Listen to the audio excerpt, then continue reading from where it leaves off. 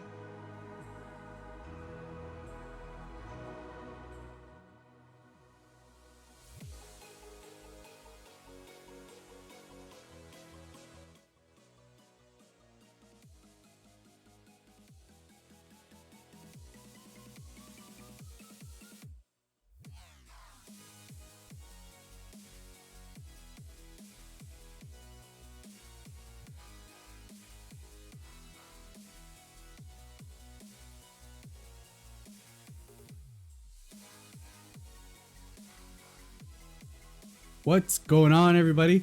Welcome to Tuesday's local stream. Today we got for you guys a Win-A-Box. It's a anniversary Win-A-Box. Oh, yeah, we got some duplication here. Will be Creeper the Reaper. Thanks for the follow, much appreciated. Welcome to the squad. But yeah, so Win-A-Box tournament. This is no top cut. It's just going to be. Let's lower this music a little bit because it's hard to hear myself. This is going to be Swiss rankings at the end of 4 rounds. We have 4 rounds this tournament. Winner takes all. Winner takes the entire box. It's going to be an anniversary box. As of note, any issues with the rulings and anything like that, we try and call judge as best as we can during the event, but we on the stream cannot go and interrupt the gameplay. So just as a note, some things are going to happen and we try and catch them to the best of our abilities. But as far as the stream itself goes, we cannot interact with the game itself. So here we got Gotenks versus what looks like Agents of Destruction. So we'll see. I think this will play out pretty good. You know, Gotenks has the ability to go defensive and then be really explosive with the units and stuff he can do. So, yeah, thanks. Always glad to be able to provide you guys some decent content. Those are some nice sleeves. The ones on the Gotenks side is a little bit older, but I think the one on the AOD is from the anniversary box. Very clean. I always like the sleeves. I ended up stuck with a couple of Maiden sleeves. Maiden's not my favorite. I'm not one of the Maiden fans. But, you know, I think one guy from my locals wants to trade those for some Shenron sleeves. So we'll see how that goes.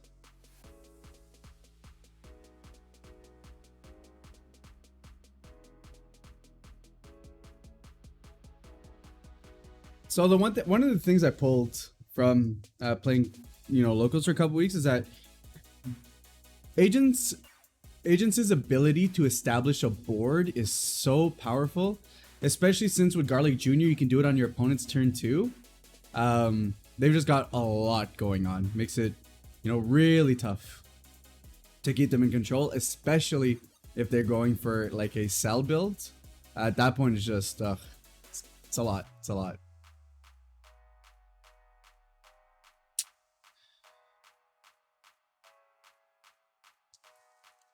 All right, and we are underway.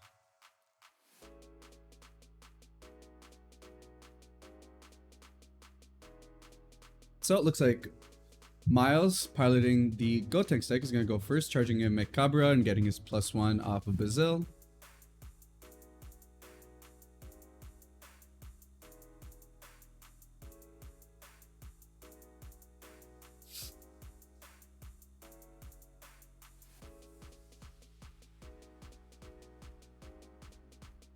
Oh, you know what? I guess I should also add what round we're at for people who jump in later.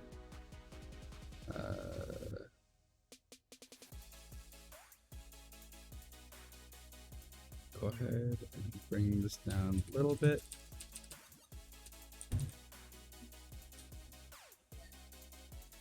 Bring that down for you guys, make that easier to see so we're blocking off less.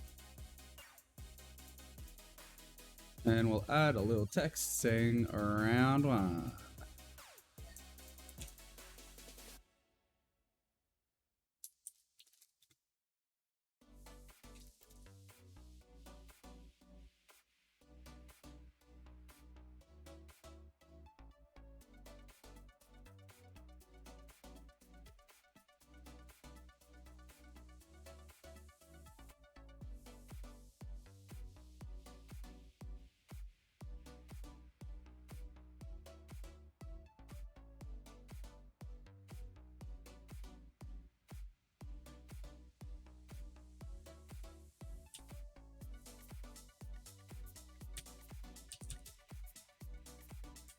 There we go. Clean that up a little bit for you guys.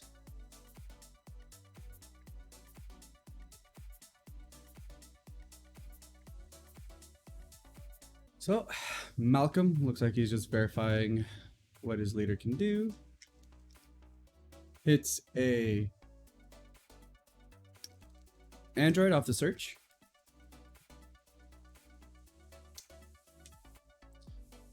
The one play you gotta be careful for if you don't have the Hatchak, if you don't have the Hatchak for the turn 1 play, you gotta make sure you charge blue, right? Because otherwise you can't.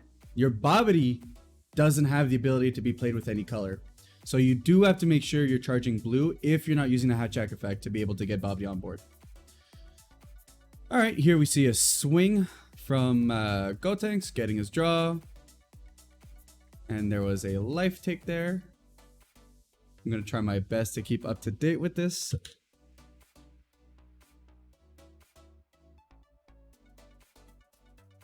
And AOD takes, which makes sense. You know, they want to awaken quick so that they're able to start establishing a board with their free plays. Makes sense.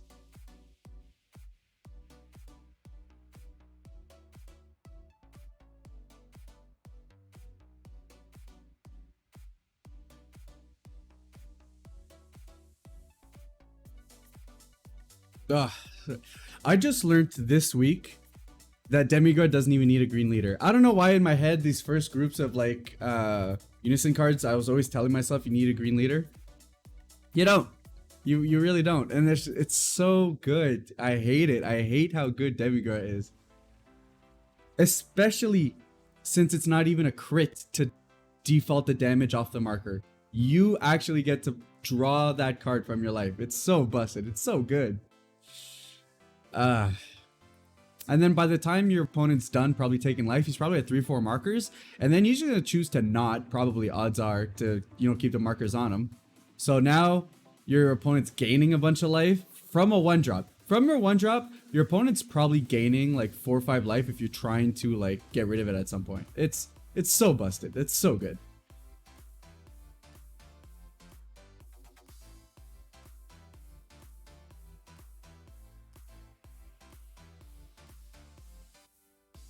All right, we see a Garlic hit. Honestly, Garlic, probably the best card in the deck. Like it's one of those cards that really, really establishes the board. It's crazy.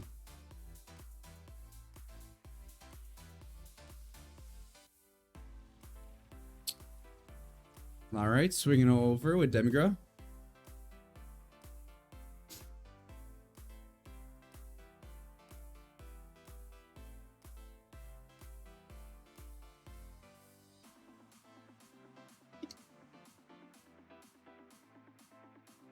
All right, we move on over to Gotenks.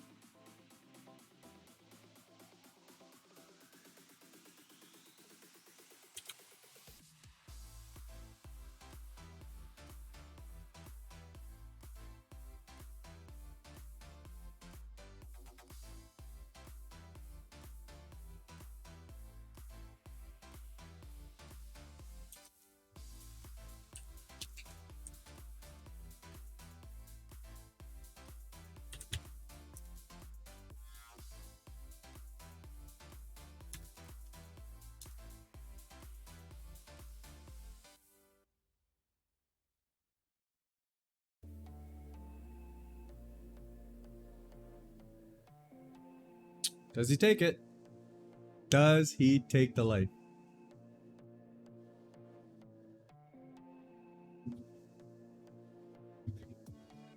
Oh, he does. Going down to 4, setting up an awaken turn.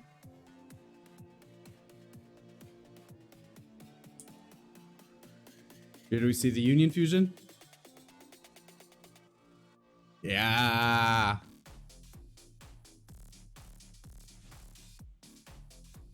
Yep, so now the window's open, so you can go ahead and Frieza.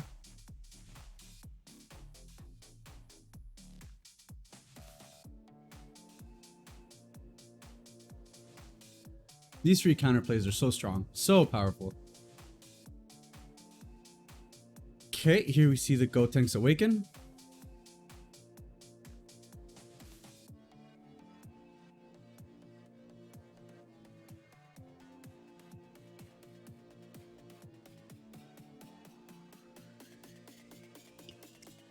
Oof. Lighting's a bit harsh on the drop area. Sorry, boys.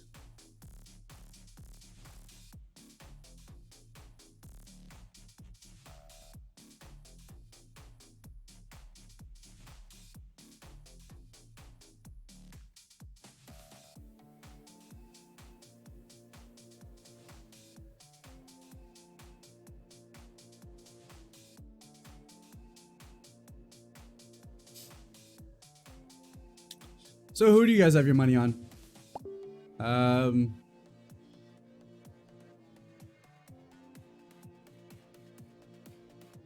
I feel like both decks are really powerful, right? Both decks can do a lot. Gotenks does have the ability to shut down all of Babidi's energy, but then he can start free playing once he's awakened, so does it really matter?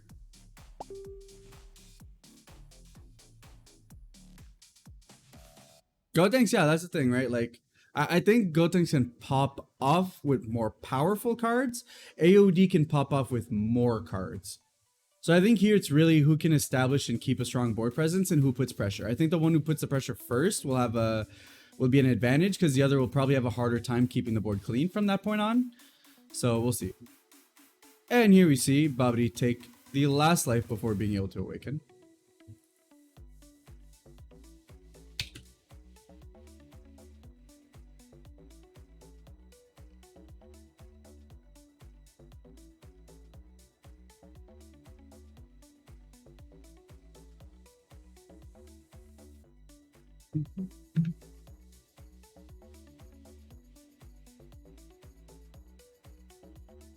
Here's the turtles. Usually we tend to see the turtles a little bit earlier. It tends to set up your hand, your draw, but honestly, yeah, it's got barrier, right? Like, it's so good just due to the fact that it has barrier, and then it searches the top of your deck for more AOD stuff. So good. So good.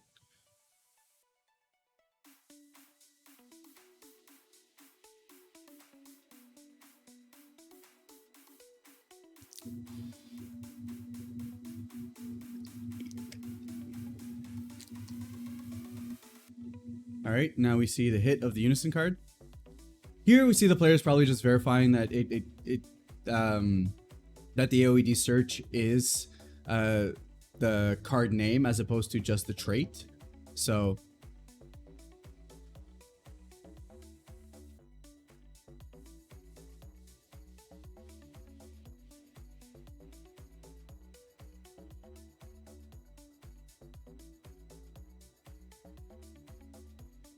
yep, okay, and here we've got verification.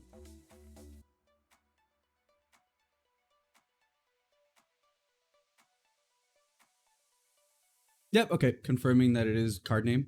And the Unison does have agent's instruction in its card name, so it's valid. We move forward.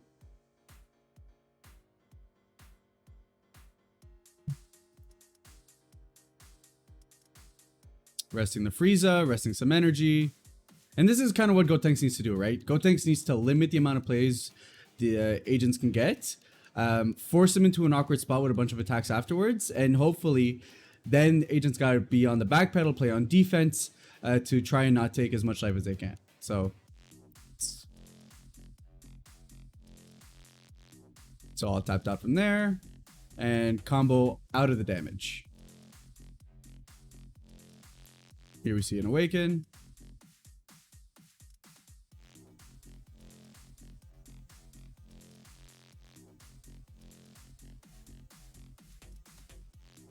And there we go. Free play.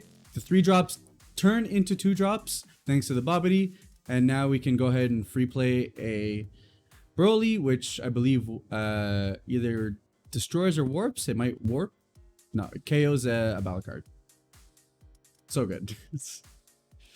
Bro, these agents do so much on one turn. It's insane the amount you can do on one turn with agents. Like it, oh, it's crazy.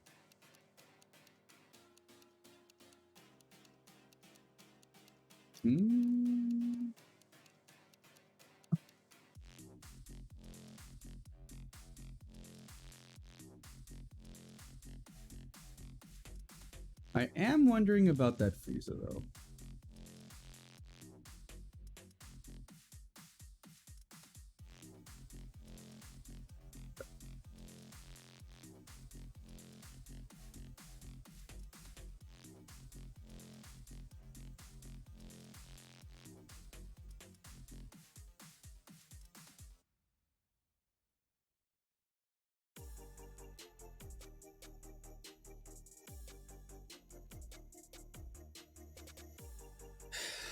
Right, Miles, and that's the thing. Like it's just the board presence that AOD is able to establish off of what feels like nothing. It feels like they don't do much, or at least, you know, it's like one card here that goes fetch another card, but that happens on like such a crazy basis that it's insane. So here we probably see putting the Goten and Trunks back in hand, probably seeing ourselves set up for another Unison play.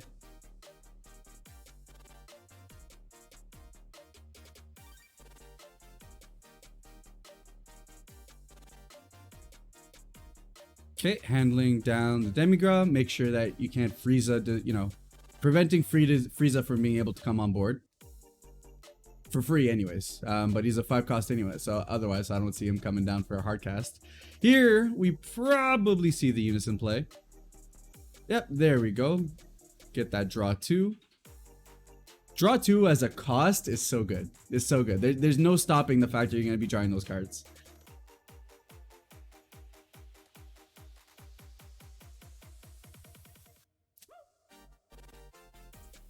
I could see that. I mean, personally, I feel like I'd want to get rid of the Babidi just because now you're forcing him to have to find and play another Babidi. But, yeah, see, because now he can Bean and then he can Garlic this turn. But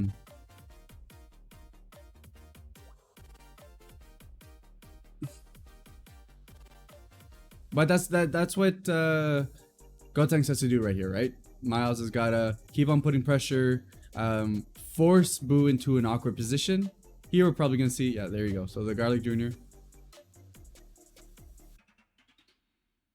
For one is busted.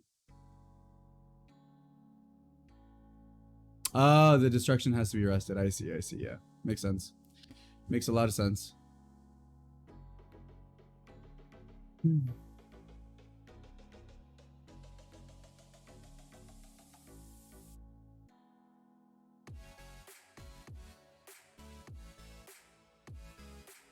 Look at this board! He was playing defense!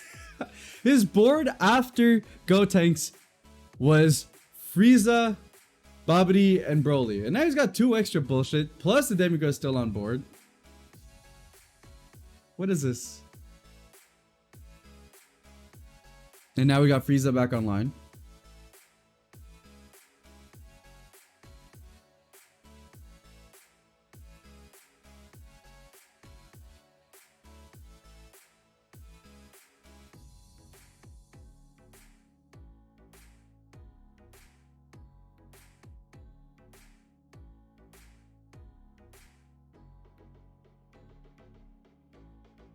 All right, getting our Turtles top search. Hitting Android. One of the few old Agents of Destruction that are still being included in some decks. Makes sense, right? For, I think it's 1 green. You get to like kill a card and then your opponent has to drop a card, so you're negging him 2 every single time you activate it. It's not once per turn. I feel like for 1 green that might be tower. I have to look it up, but it might be 1 or 2 green. But either way, you know, it's a great value engine that if the game goes long, can really start pressing on the back of your opponent.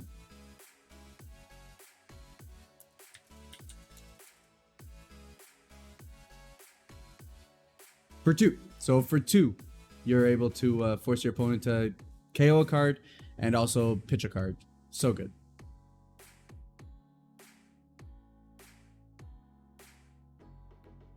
Okay, so here we see another Zamasu.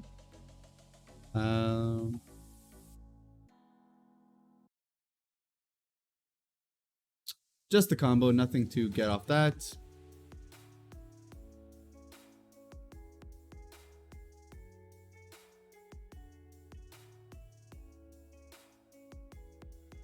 There we go. Now we see it. Free play the Android 13 and then KO and pop a card. That free play is so good. Because it's not just the fact that, like, the thing with free plays that we've seen before is that a lot of the free play stuff is like low impact, right? Or they come in with the skills negated. Here, the free play, the card has all its skills, and a lot of the deck searches a bunch of other stuff. So you can just flood and flood and flood, and it's crazy. The amount of pressure. And I think that's what pops AoD above your typical free play decks, right? Just because of the fact that all the cards are so impactful. You know, from the super combo that forces your opponent to not counterplay to like searchers. Because look at this. Look at his board presence. Look at my Malcolm's board presence. On top of the fact that he still has a hand of like 6-7 cards. It's crazy. It's so good. Mind you, I do think it's beatable.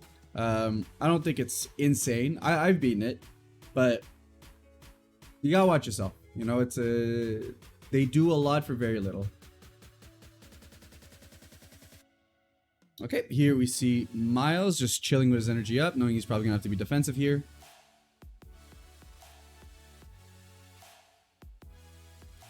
By the way, if the music is too low or it's too loud, let me know, guys, and I'll be sure to fix up any issues with the stream you guys might have. Okay, there we go, and that's the power, right, of Android 13.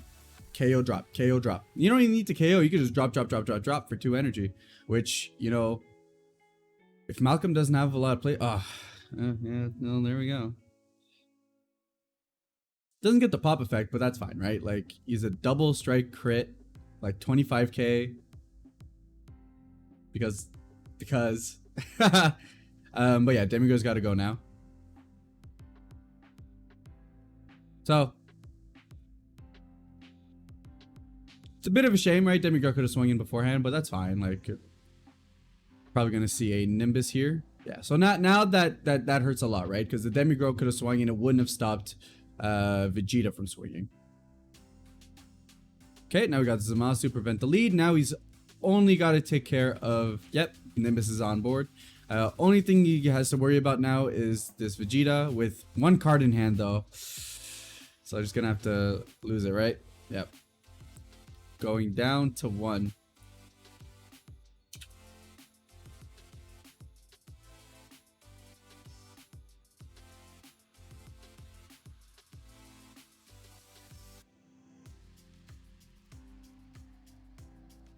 I think you just gotta go for life here, man. You can't, yep, nah, yeah, you just gotta go for life. You can't worry about the board right now.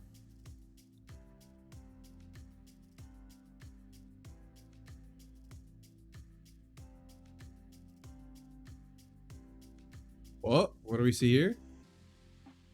Okay. Unfortunately, probably a bit late.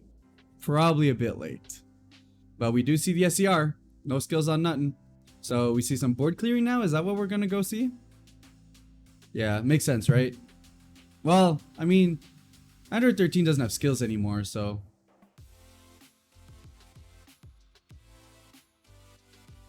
That's a shame. I think 1 turn sooner, that would have helped a lot. Granted, he would have been tapped out, he wouldn't have been able to Nimbus, so... It's a tough call.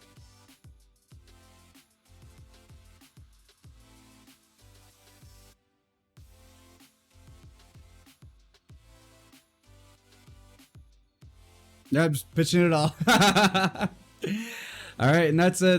That's round 1 going to Malcolm with Agents of Destruction. Unsurprising, a crazy amount of aggro. You know, it's a lot to deal with. It's definitely a lot to deal with. A lot of pressure really quickly, really early. And even if you deal with their board, it takes like 2 cards to reestablish a board of like 5 cards. It's crazy. It's so much pressure.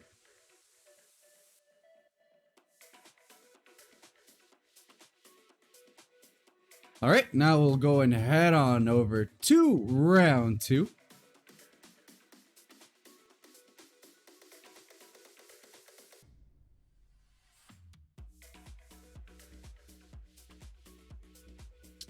I'm gonna go update this.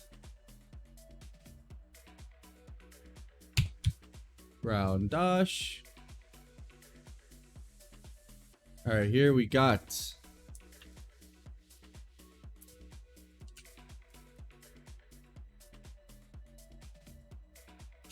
some Shenron versus Zamasu.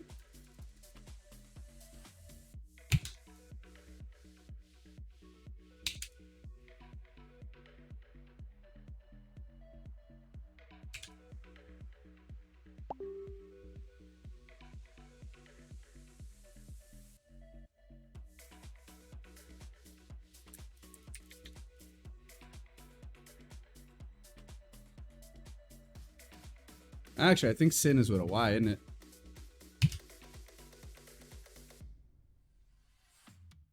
Alright, so we're getting it right into it. Getting the search.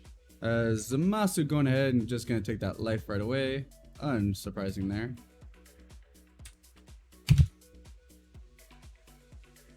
Okay, now we see the Haze 1-star ball. Yep, fixed it. Sin with a Y.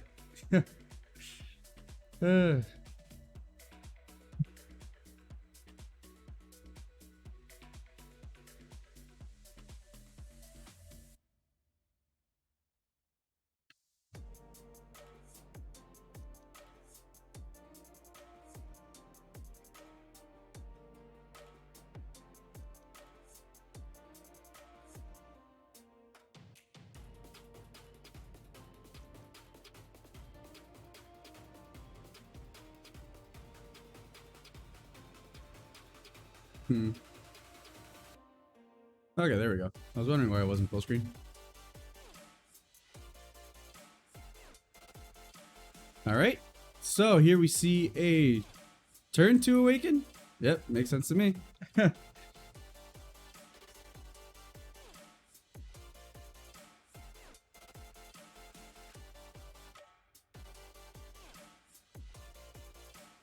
Yep, so just verifying that the Goku Black can play itself from play itself in the energy from hand. So effectively the way we got here was you use the 1-drop, you ramp, and then you use that card to ramp right in there, getting us the 4 energy to be able to start doing some shenanigans. And going right into the 9-drop.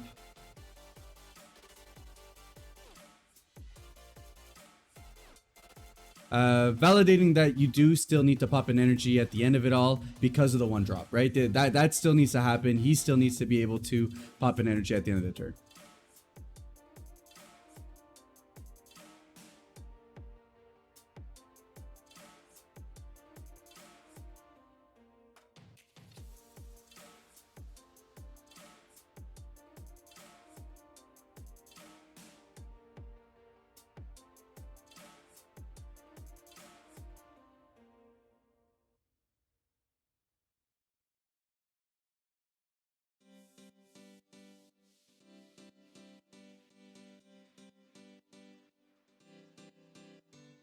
Swinging in with the Goku Black, and we're just going to take the 3 right away. Bring Sin down to 5. That's a lot of early aggro. Really quick.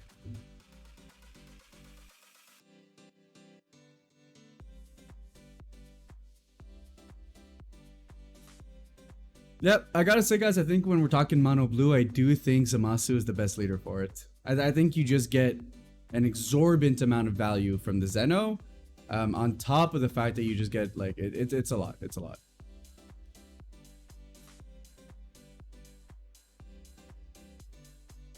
And then you have this little Zamasu package at the same time. It's quite a bit.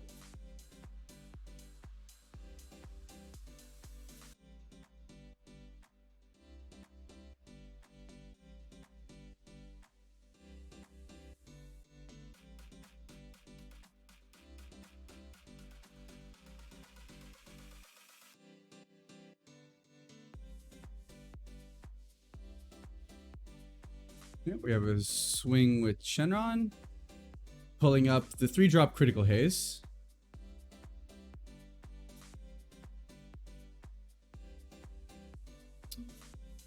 And here we're just chilling at a nice cool 10k.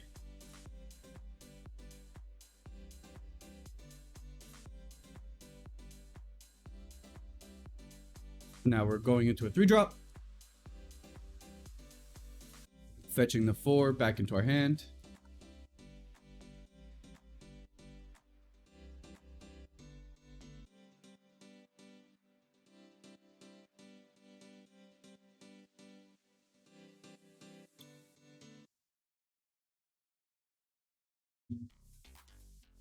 Okay. So that was a crit swing over to Zamasu, to which he comboed the 1-drop to get to clear it off.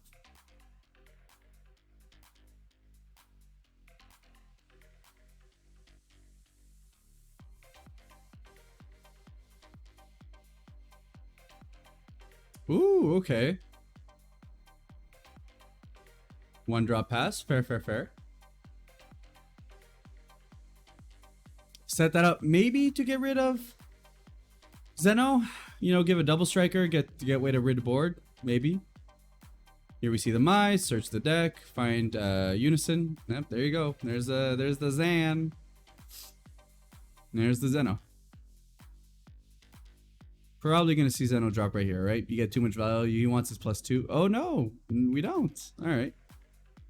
Zamasu swinging over to the haze.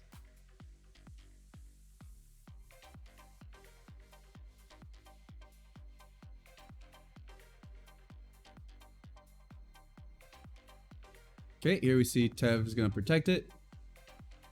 And we pass. Interesting lines of play.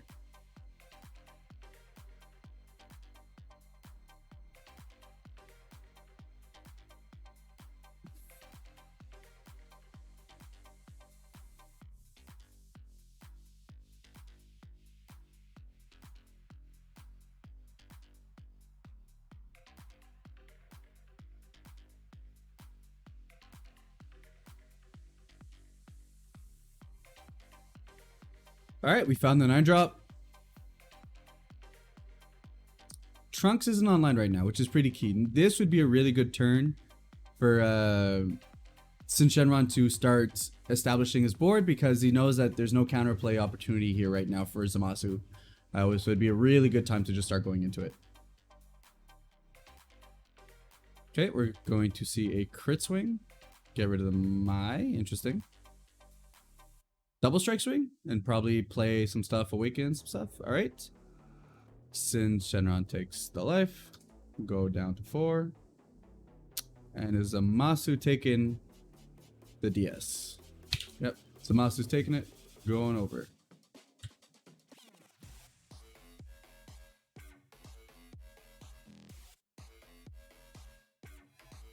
And a pass. Interesting. Okay. Well, then here we're definitely going to see the Zeno.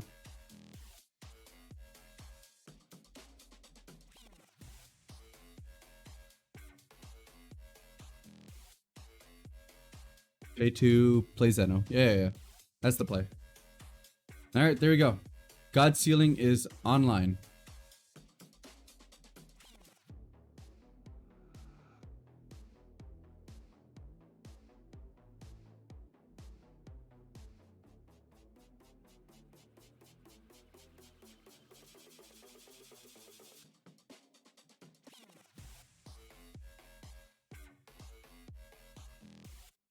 Okay, we got the plus, hitting another Zeno. Use the energy for something. Yep, get your plus. Cycle cards. Now Zamasu go brrr. Ooh, whiff on the Mai. That's the thing, right? Mai is like very specific with what she finds. So got a pitch. Swang. Board clear. Makes sense. Keep a clean board. Draw cards.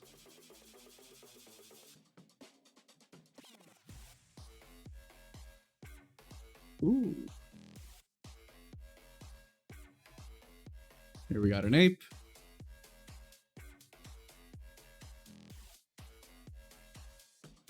And another swing over at Hayes.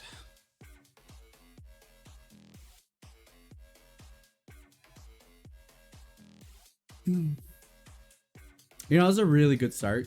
Since Shenron had to take a lot of life right in the beginning with that evolve play. So, okay, there we go. That's right. Zeno clearing off the SS3 Goku.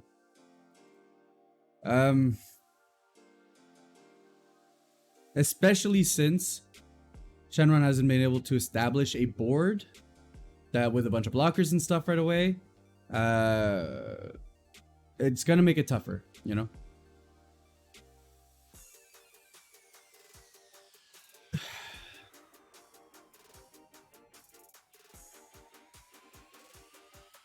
Like at 4 energy, we're getting to a spot where Shenron could go ahead and start stabilizing and probably be okay, especially since at 6 energy, you know, it's going to be flood the board over and over and over again. So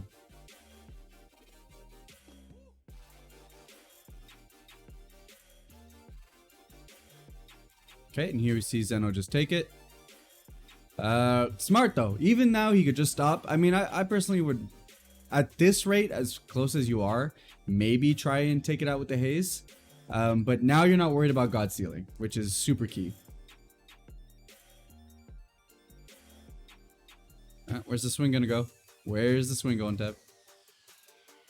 This looks like it was a leader swing. Looks like George might be getting ready to combo off.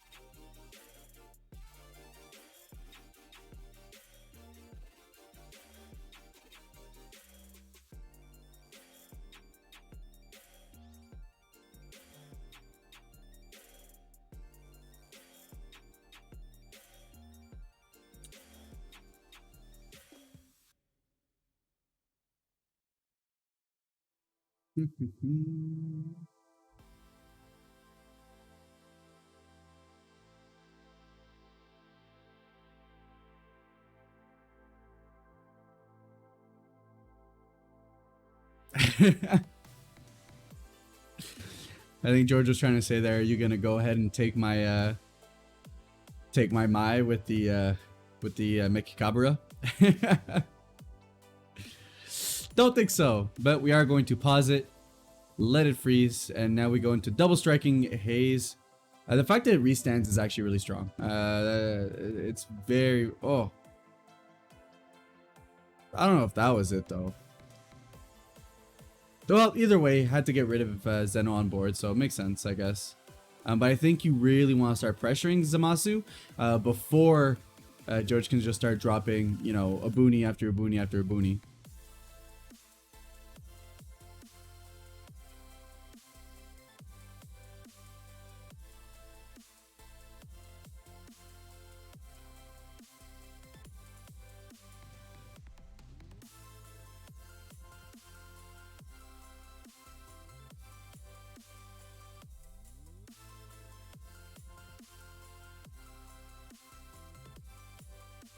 Makes sense here. Oh, maybe not.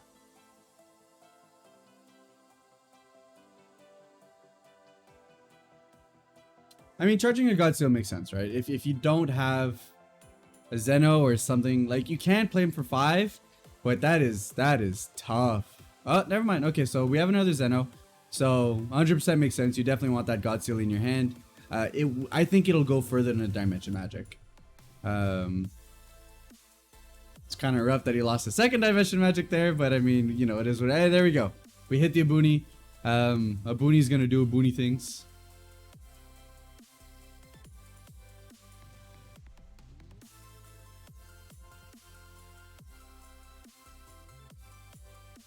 Comes in with the 3 tokens.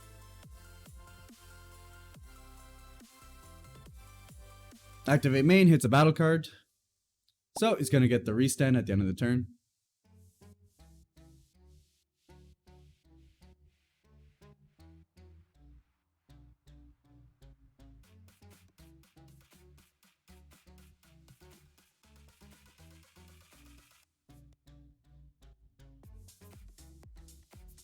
Blocking with the Mekikabura, and then resting.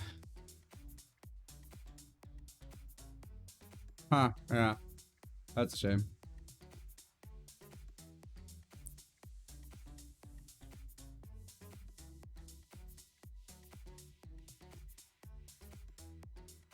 The fact that the +2 comes on top of a dual attack is so busted. It's so good. Or removal, right? Like if there's it can go ahead and send a card back to the deck, I think. It's crazy good. With my Invoker Vegeta, I have to do so much shenanigans just to get a +2. Here it's a +2 plus dual attack. Like, got so much free value.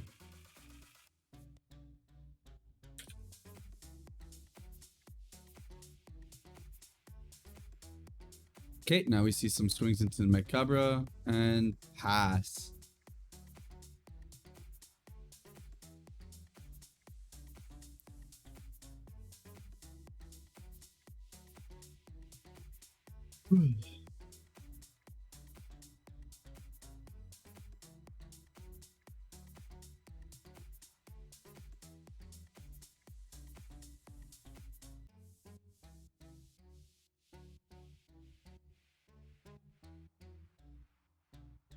Okay, we're gonna prevent a Boony from being able to. Does make Cabra restand or attack? I'm gonna go with saying restand. Yeah, prevent a Boony from restanding. Swing draw, clearing off some tokens.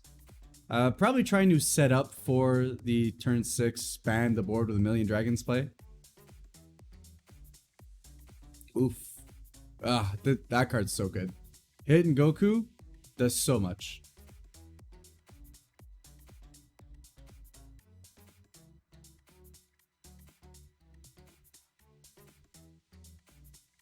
Okay, we're forced it to come into rest mode.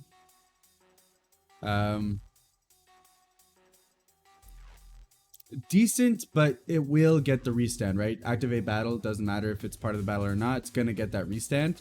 So while you don't get 2, you do get 1. So like, okay, so here we're going to see the try and force Zeno down below 2 markers so that the God Seal is offline.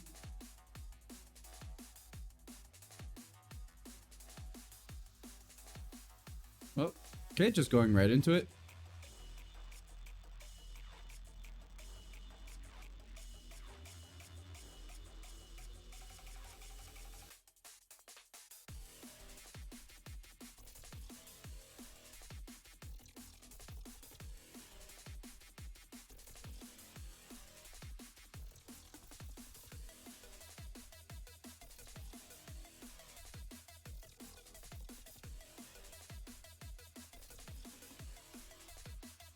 Okay, letting through the 9 drops enchant. Nope.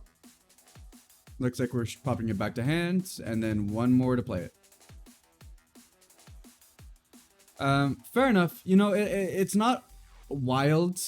Like, I wouldn't say it's a bad play to do that at all, because at this point in the game, especially with a deck like Shenron, where all of his plays essentially cost 1 energy, it's gonna be replay after replay.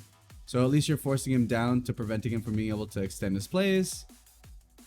It's kind of an idea. Okay, now we see the restand.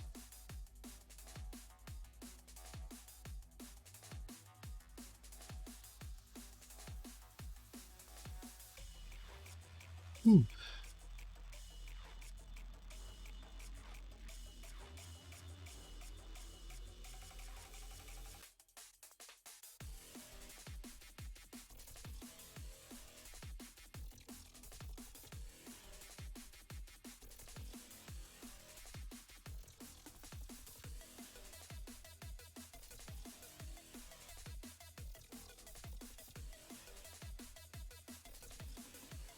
Alright, we passed turn. Now we get the restand from all of the dragons.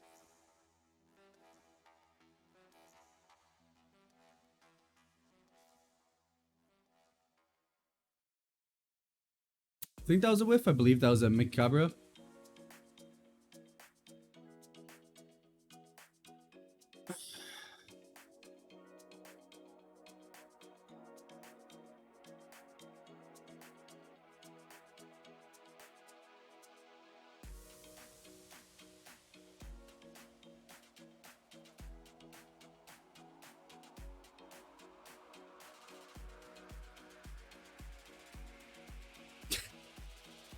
Well, that's all Dimension Magics. All Dimension Magics are gone. Rip George showing us where they all went. Big oof.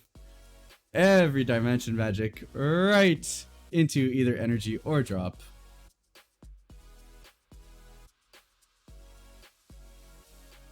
Oh my god, that's brutal. I'll tell you right now, I'm telling you guys, George, one of the better players at our store.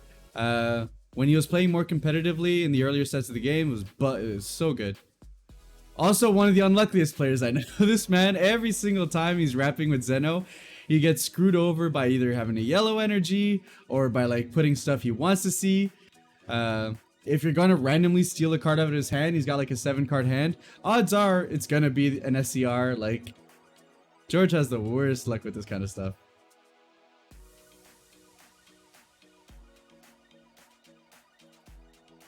Okay, I think now they're just asking for the ruling on the evolve.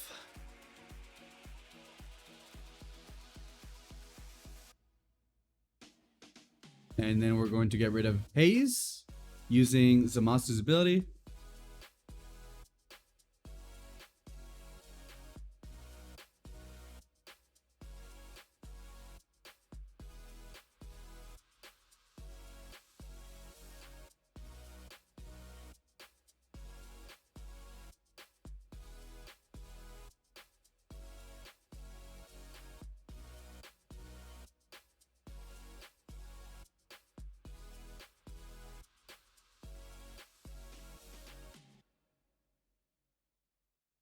Okay, now we see a swing over at the ape. Alright, swing at the ape, try and clear the board. So here, Zamasu being at a very advantageous board position. We see a block from the SS4 Vegeta. Probably, you know, George being a-okay with that, right? So the Zamasu player understanding that, yeah, these blocks are going to happen anyways, and if that means he's able to establish some a stronger board presence by eliminating his opponent's board, then doing it piece by piece by getting rid of the blockers is a fine way to do it. Hitting the Goku, forcing 1 restand, right? Not 2 restands, but simply 1. Makes sense. Here, probably trying to set up for a Zamasu super combo to force the Shenron down while also being able to pressure. No, okay, we're just going for a clean 20. 20 on the ape.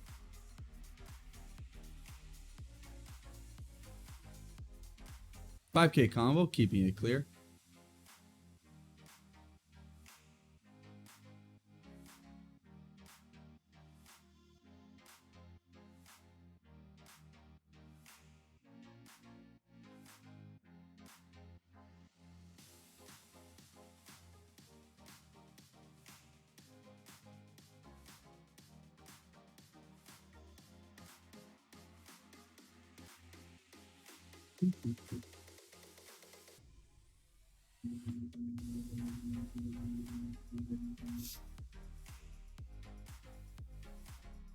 All right, here we have the block of the leader swing.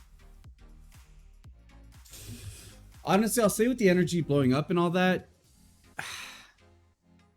like, look, don't get me wrong, Shenron is super defensive, and I can't see a world where, okay, so here we're going to get Orgamo, resting some energy.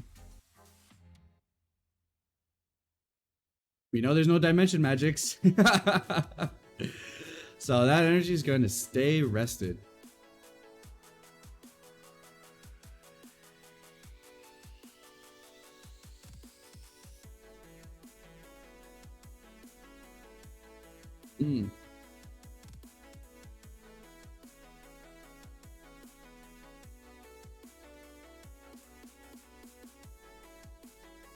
Okay, here we see a swing over at the Zeno.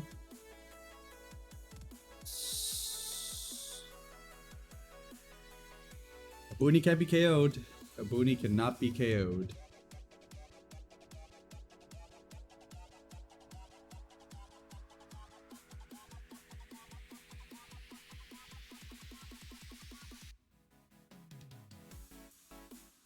Okay, we're going to see a Magica swing over on a token. And a double strike swing at the token, and now taking out the Abuni. So now we have a clear board. Honestly, right move. There is a 30k still to deal with, but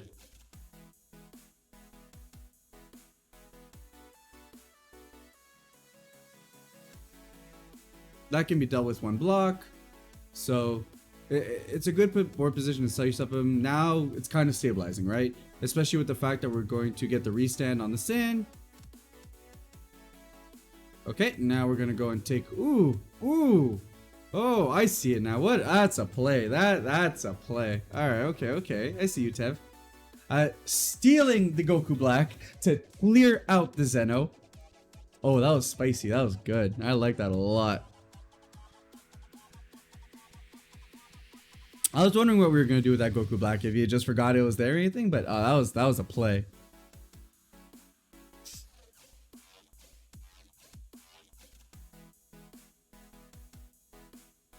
So Fu is always an option.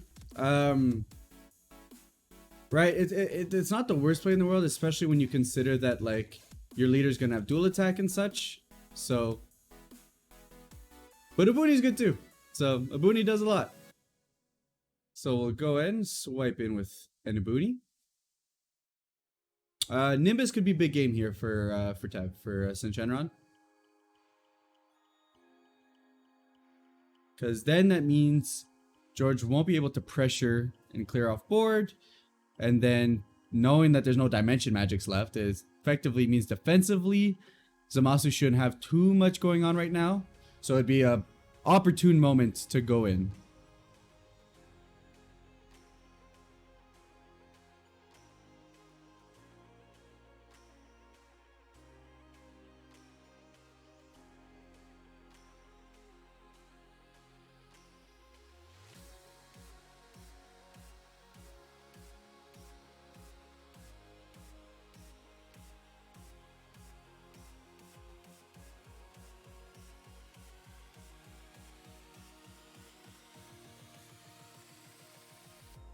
Okay, here we see the leader ability to have procced off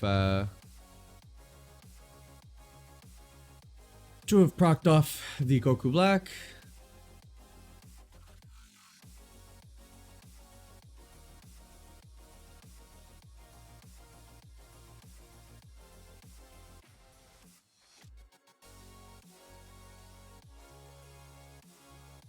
Shenron going down to.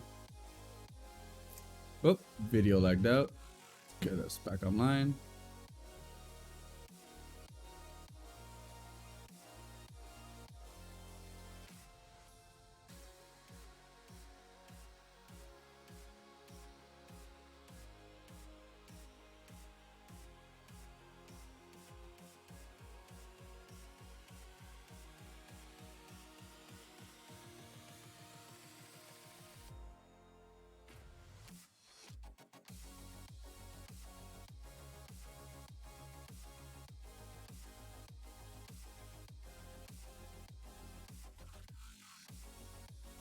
Alright, the Bunny Toucan's now going in.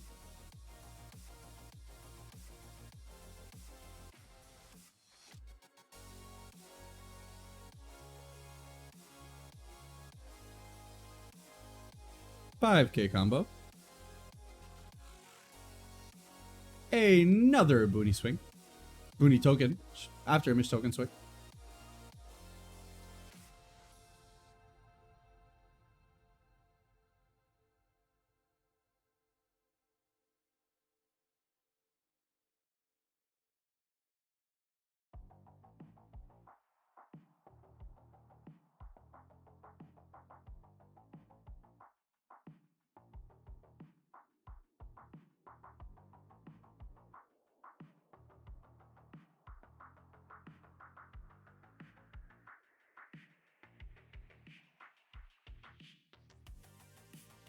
And since Shenron going down to the last life. And Zamasu passing turn. It's do or die, right? This is the turn. We know that Zamasu has the Fu in hand. That'll pretty much be game. If having a semi-decent board, George goes next. Because Fu shuts down everything, and from that point on, good luck.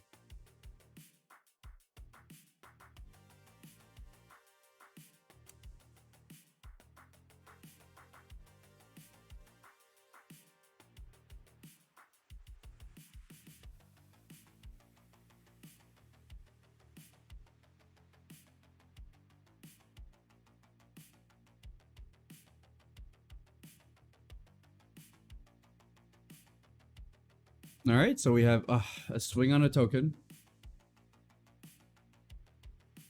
Going into a 1-drop. I don't know if I agree with that. I think you have to go leader. Well, we'll see what Tev is able to muster together.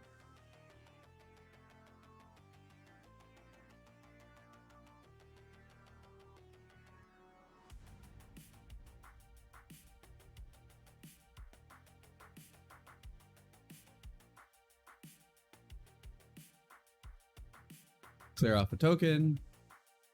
I mean, to be fair,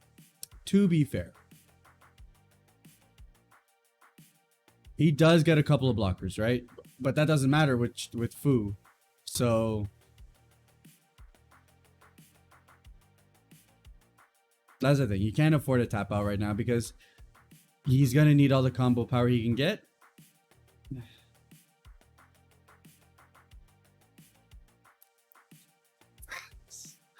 I don't think this is it, Chief. I don't think this is it. Yeah, he thinks he's safe with his blockers, but this is going to be a Fu to close out the game, I believe, ladies and gentlemen.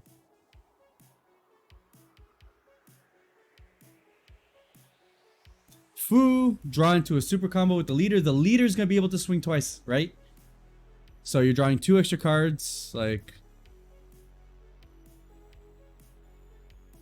of course, you know, there's no way of knowing if Fu is coming down or not. So without that kind of knowledge, it was the right call.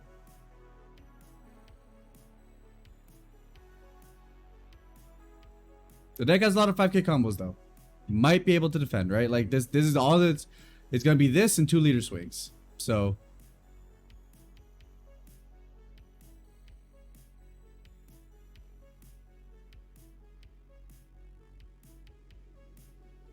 combo with the SCR.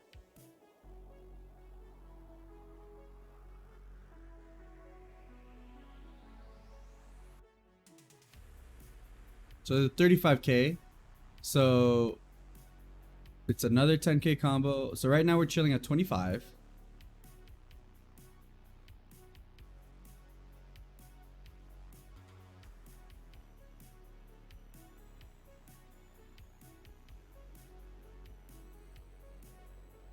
$35. $40. Shame knows Zamasu super combo because that you could just rest the leader. No, you can't because no abilities. That's broken. All right. So that Goku hit a useless card for George right now. Completely tapped out. Gonna be looking for 5Ks. Oh, wow.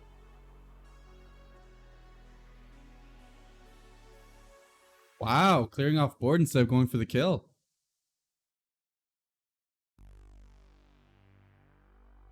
Really?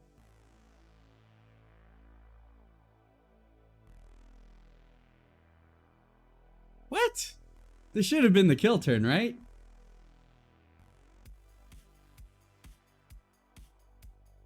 George must just be screwing around then. That had to have been the kill turn.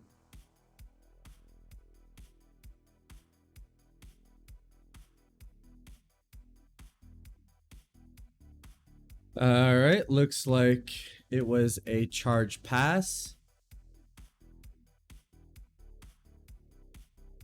Into Manaka. Going to give it dual attack.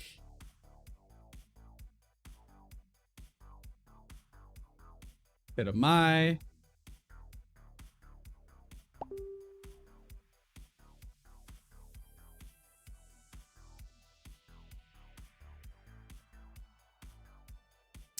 Oh, makes sense. I just got pinged by the guys. Sin Shenron was what was locking down the leader, which is why he couldn't attack. Okay, my bad. That's makes sense. Makes sense. Here at a minimum though, the leader still has his ability, right? So it would have been good idea for Sin Shenron to swing and at least get his draw. All right, here we see 15, 20, 25, 35? 35 combo. All right, we see an ape.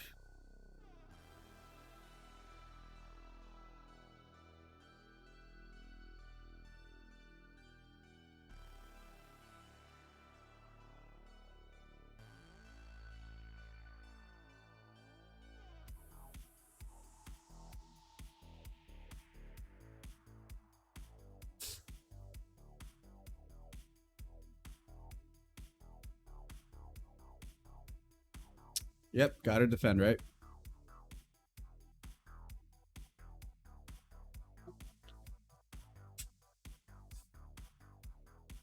Get rid of another ape. One comes in, draw the card. Second Magica. Alright, draw a card. All this cycling. We're gonna get a block. Draw.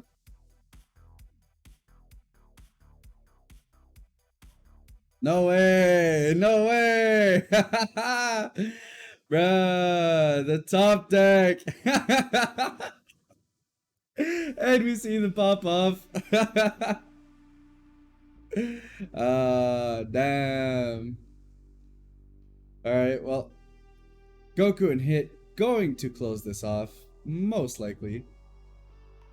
Activate battle, restand. Swing. Nothing. Nothing. That's it. That's the end of round 2. With Zamasu taking it over Shenron. What the hell? Those are some top decks. Because right next turn, Shenron's able to use his 6 energy play, span the board with a bunch of Shadow Dragons, get a bunch of combo power.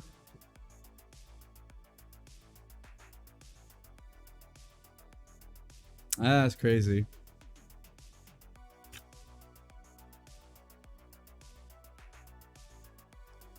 Tough game though. Honestly, like the ability to get off the Goku Black EX evolve twice and then being able to blow up the energy, setting Shenron back 2 turns. Huge game. Huge game. Alright, with that said, we will be jumping into round 3, where we will be seeing, I believe we see Vegeks next. I do believe we see Vegeks. So, let's just jump into the game. Yep, here we see Vegeks versus Gotenks.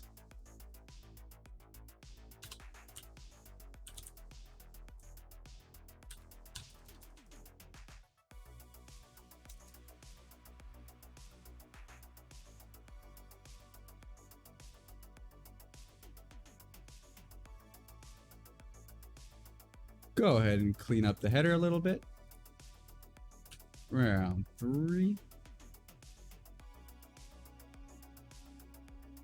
And we're chilling at 8. 8. Vegeks versus Gotenks.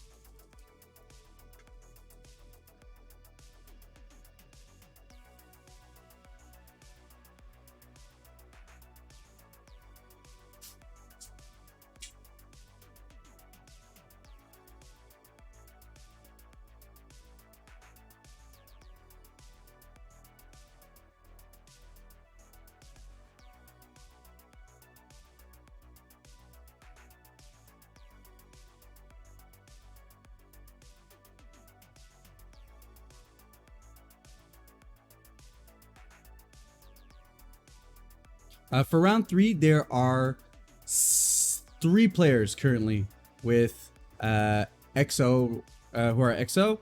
We'll be going into 4 rounds for this tournament. As such, this is the 3rd round, and right now it is the XO player playing against playing paired down. So if Alex on the right with Vegeks loses this round, then this will be the final round of the tournament. All right, and here we see a charge pass from Gotenks.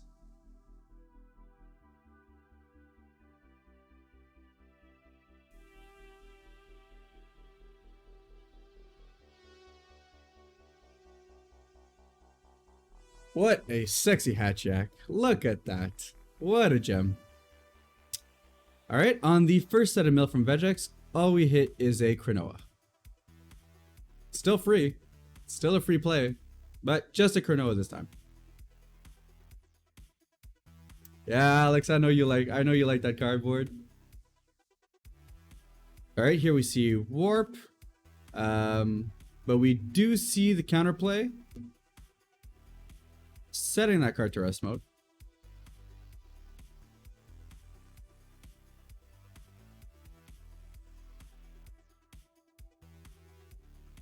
And with the trunks, go ahead and find the Vegeta from deck. Put it down.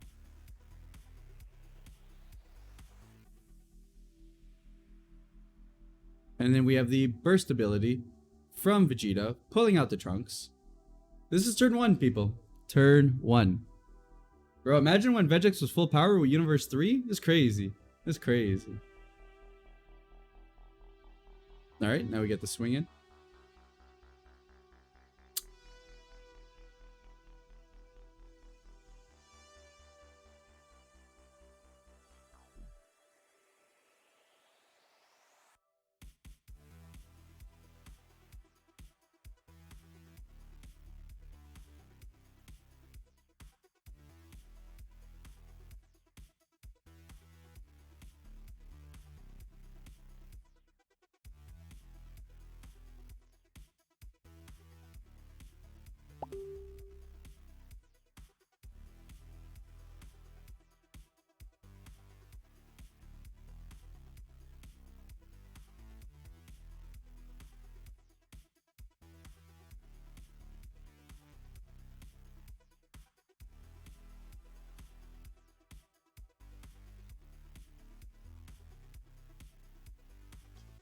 And here we see the Gotenks. So good at being able to fix your hand. You don't plus us off of him, right? But he's annoying to get off board because he gets a marker every time you're pointing to its counter. Not super relevant in this matchup. Because extra cards aren't used a ton in Vegeks. But still, it's relevant. But it does fix your hand. You're not plussing, but it fixes your hand. And if you get to ultimate with him, you're guaranteeing that your opponent's not going to get a big turn. If your opponent wasn't Vegeks. Because your opponent's Vegeks, it's kind of null, but...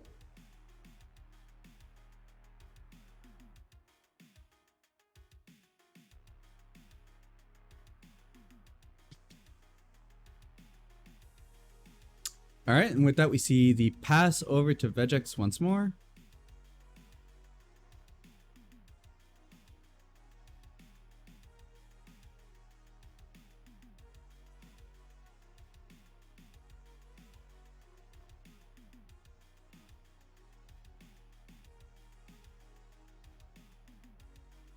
Our mill 10 hits a unison. There we go. Fine, that's online now. Bro, who thought up this archetype? I hate this archetype. Look, here's the thing. Here's the thing. I'd probably love this archetype if I was playing it myself. It seems like the stupid shenanigans that I like to do.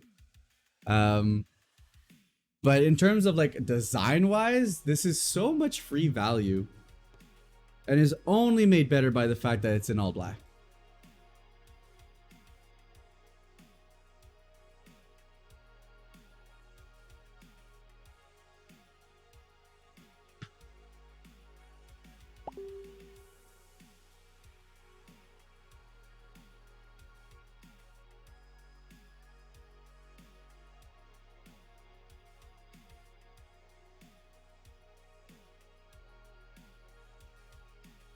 Honestly, here, I don't hate wanting to go for the unison, right?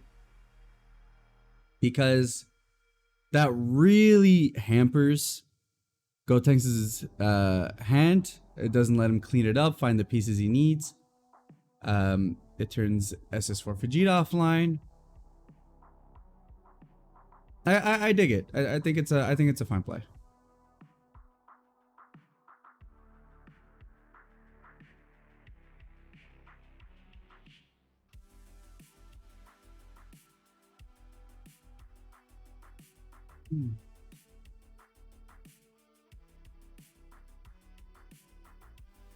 Oh, we gotta update our life counters. We have Gotenks at a 7 and Vegeks, which was 6. Is it about to become 5? Or are we gonna see a block? And we see a block. So that's gonna stay at a healthy 6.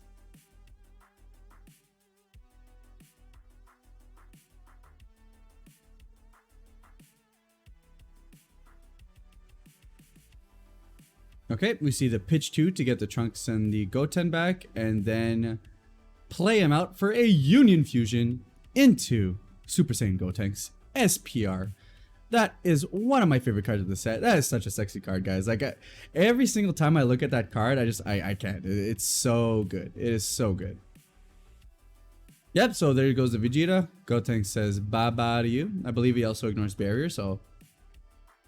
And now let's get some dual attacking, double striking. Power Burst getting back the Cronoa? Yep, okay, getting back the Cronoa. See the restand and the swing over into the leader.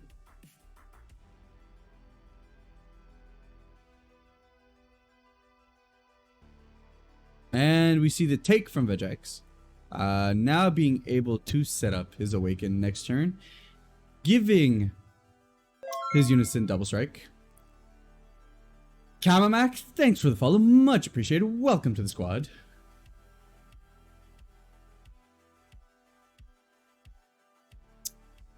Also, gonna take a second to say this is, I think, my last stream before becoming affiliate. So I just want to thank all of you guys for being here. It's been amazing support throughout this month as I've been grinding through streaming and trying to get all this out for you guys. It's been a great time. So thank you so much, all of you, for being here and being a part of the stream. Much appreciated. Thank you very much.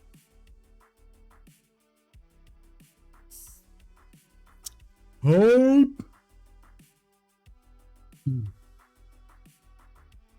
That stuff like hype and all that kind of stuff reminds. I watch a lot of speedruns and stuff during games done quick, GDQ, and I love it when the crowd goes like orb, or like any of those, like, it's great atmosphere, you know. If I could bring that kind of stuff into the kind of content I make, it would be so exciting.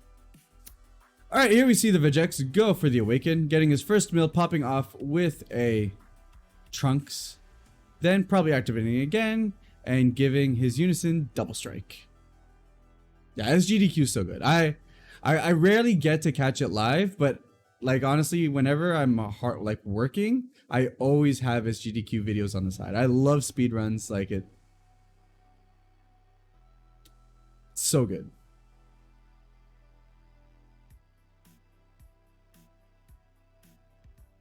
So here we see Vegeks establishing a pretty decent board, a lot of swinging, but Gotenks is chilling at 5 life, you know? So turn 3, Vegeks is chilling at 7 life. So this is a pretty good spot, you know?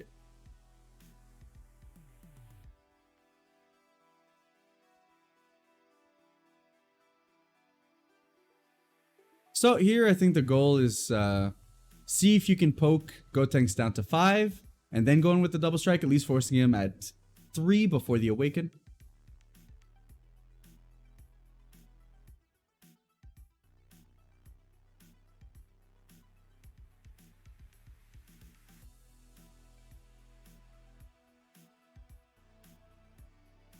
Okay, here now we see the Vegeta swing, and we see a take.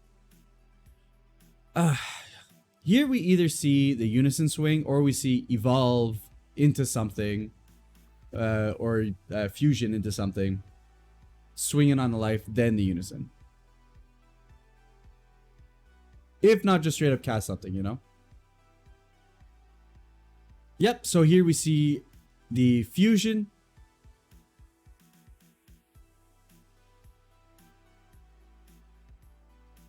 Let's see what Vegeks does. I don't totally remember what Vegeks does. Let's see. That one is what? The one that going like this? Okay, cool. That one. Double strike, and when it's played, add a battle card from warp to hand. Okay, makes sense. Makes sense.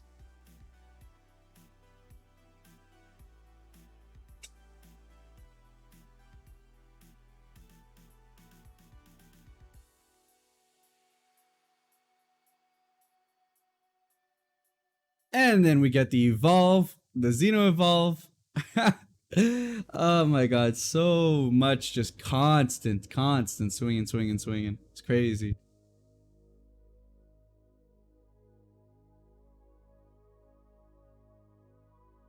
All right. And then with this Vegeks, I believe he pops a card, right? All right, back onto TCG player, looking up. Burning Impact Unleashed. When this card attacks, use up to your one battle cards and send it to its owner's warp. So good. Because now you get board clearing, so you get board control on top of being aggressive. Okay, and now we have, this is probably going to punch through because we have a big bobbity combo for something that looks in the range of like 30k, give or take. I want to say 30k plus the 30k that Vegeks is already. So we're looking at about a 60k swing, give or take. All right, take the double strike here. And now we still have the unison double strike, right? And this would probably be the time if you didn't have negate. Okay, all right, so we got negate. Nimbus comes a little late. That's a shame. Obviously having no energy to be able to go and play it earlier.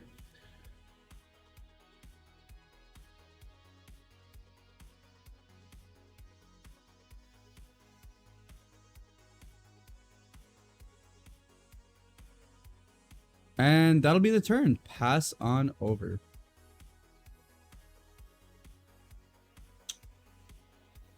Charging a Gogeta makes sense, right? No time to play that right now. Probably be dead to spell death for Gotenks if you went up and played it.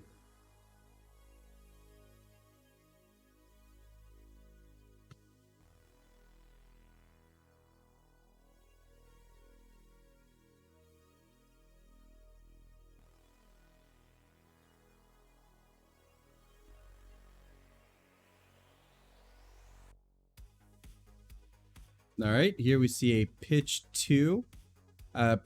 Setting up another union.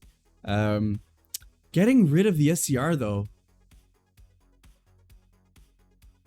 Probably thinking the win has to come this turn, right? I feel like that's where we're at with this one. The win has to come this turn. Need another Nimbus in hand to make like guarantee the no death. It's a tough call. It's a tough call. Yep. Get rid of the Vegeks. Get rid of the double striker. Makes sense.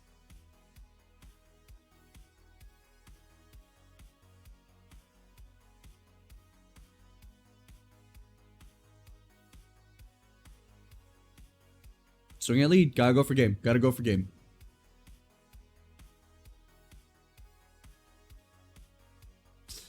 All right. Here's looks like we're probably gonna see a negate.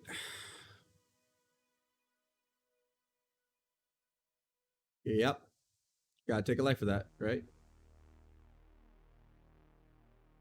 Yep, draw card. It's not a double strike, but hey, it's still, you know. Alex definitely played it right here. It's better to take one life than take two. Especially since he just has to survive this turn. So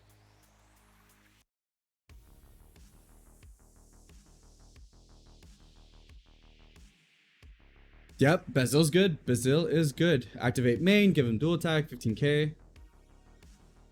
Nice, nice. Get your swings in with Bazil. Makes sense, right? Force him to 2. Don't give him too many cards. Nice. Oof. I feel like you want to save those for your big swing, right? Although you could have just comboed them away right there, so makes sense. You want to get him to 2 and then go all out. It's a tough call. That's the thing I find with yellow. Yellow has a lot of energy intensive plays.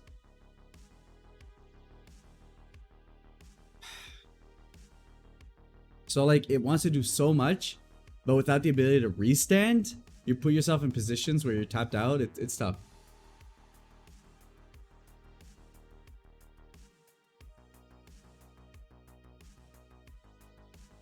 Drawing into another Gotenks, that doesn't help right now.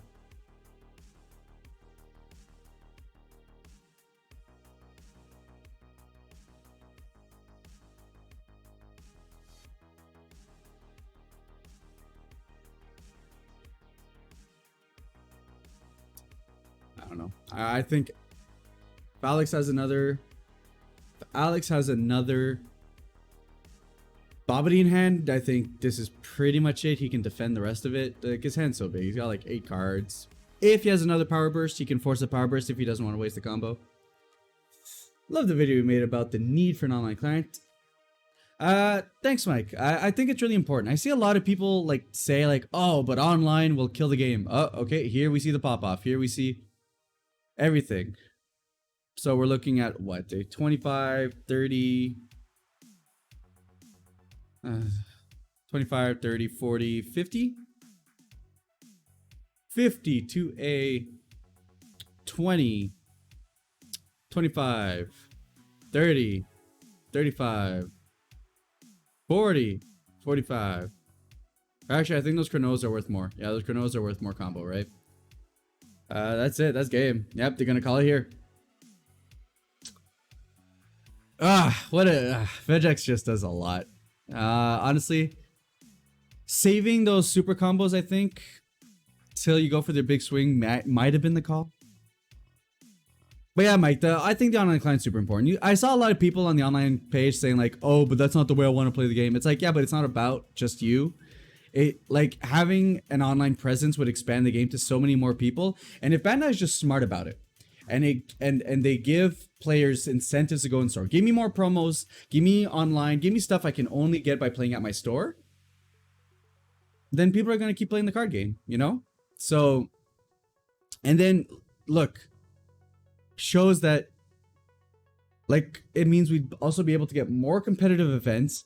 You know, we'd get both online and paper events. It means that when stuff like Corona happens, well, then the game can still keep living, right? As far as I'm concerned, the game paused. They kept releasing product, but the game paused for like 5-6 months. So that's just kind of where it's like, I think it's super important. I think especially in this world of like online presence for everything, I think there are ways to do it without killing the card game. And people are like, well, it doesn't need it. It's like, you know what? They're a company, they want to make money. If they see that there's a route to make money.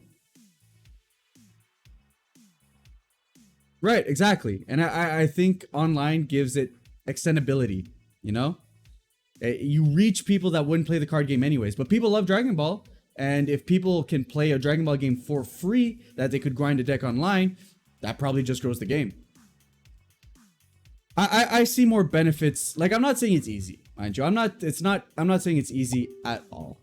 But I think it's definitely something we could strive towards and definitely see perks from. Alright, with that said, we are heading into the final round. Alex having won Vegeks versus Gotenks means that we get a 4th round in this Win-A-Box tournament. So we'll go ahead and set that up right now. So here we are going to have Agents of Destruction versus Vegeks.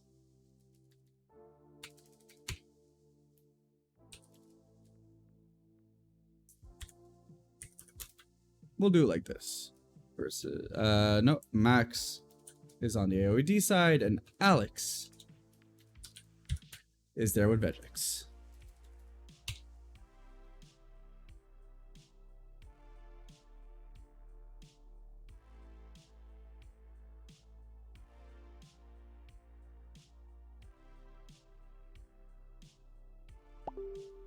Go ahead and do a little like this.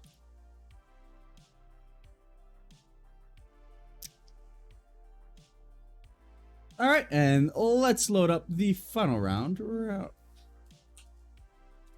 Finals. We got Vegeks.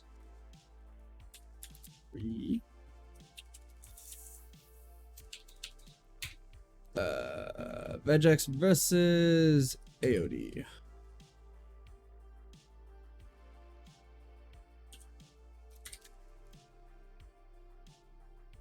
We'll go ahead and update that information right there. And we'll go ahead and load up the finals. And of course they flip side. Of course they would. All right, let's fix the header real quick. AOD. And here on the left side, we will have Max versus Vegeks. And Alex on the right.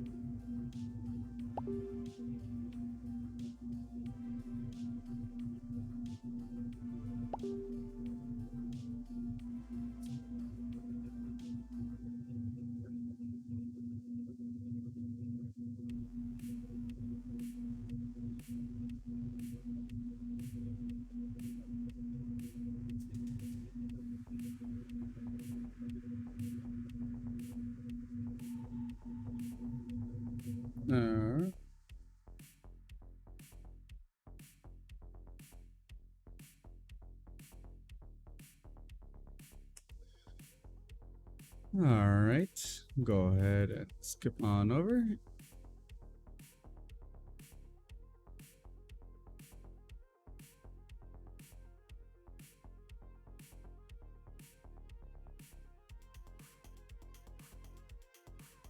But that said, there's a lot of people that are against it. And I get why, I get the concern. But, like, I personally think there's more plus to it. I think there's more to gain than lose. Especially since this game has high collectability, right? So something that this game has that, you know, Magic doesn't is an IP. The Magic IP is nowhere near as strong as the Dragon Ball one. You know, how many people buy Pokemon cards that don't even play the game? So I think there's going to still be a huge market for this, the collectability at least of the Dragon Ball card game. Let alone the fact that if they probably incentivize both, I think they could succeed. I see the concerns and I get it. But I still lean on the fact that if you incentivize it properly and like do it in a way that gets more people into the game, then the paper will grow, right? Like it's not, Dragon Ball is not in a place where it's at the pinnacle of its reach. I think it can reach so much more. So right now, just do as much as you can to let the game grow. And right now, the game's not growing. Like, with this Corona world, there ain't nobody playing. So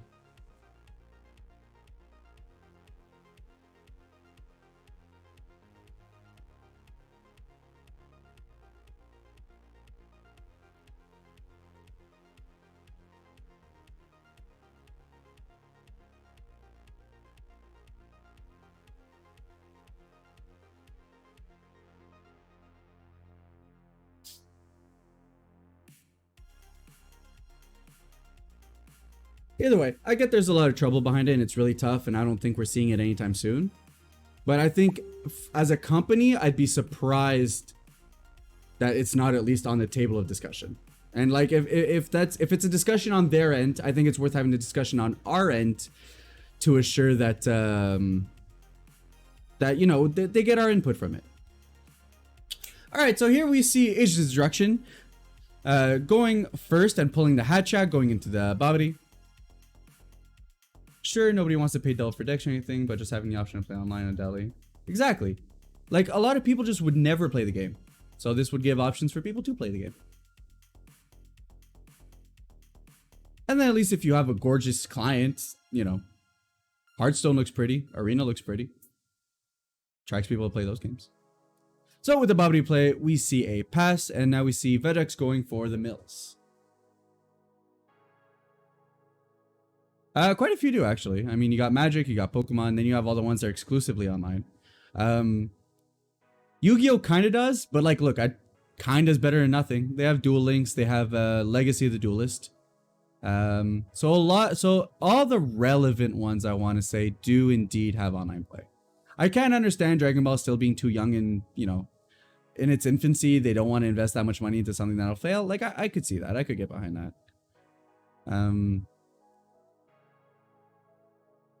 But to think it's not an avenue they're exploring, I'd be thoroughly shocked. All right, milling over the SCR. So that's something that until we see a deck shuffle, if we ever see a deck shuffle, not going to see again. I don't think we will, though. We're seeing two aggro decks go face to face with each other.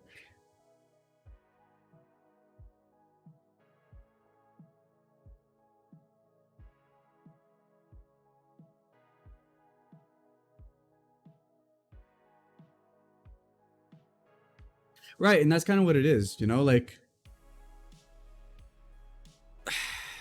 like it felt like they were getting some direction when they were going towards like, okay, we're gonna have worlds and we're actually gonna make sure that everywhere, every region from Europe to North America are all synced up with the card game. So like this, there's no mixed formats or anything like that. It felt like they're really trying to push to get it somewhere. So we'll see. Here we see AOD take the life, and I think this is kind of, AOD's fine with taking a life early because look, on the Awakened side, they get free plays and they're 15k. They're fine with that. So here we're going to probably see AOD be able to pop off. But it's a lot of early pressure, right? Like, Vegeks can put on a lot of free pressure and then hold up some defense, so we'll see.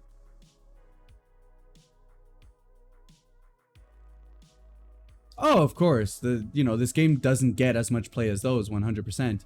But that's why one of the big reasons I think it should be in the horizons for that is because it's not as big. It gives, a lot of incentives for people to play. It gives a lot of room for the game to grow. And on top of that, do it early before the game development costs just go up and up because the more and more sets you have. Yep, COVID killed a lot.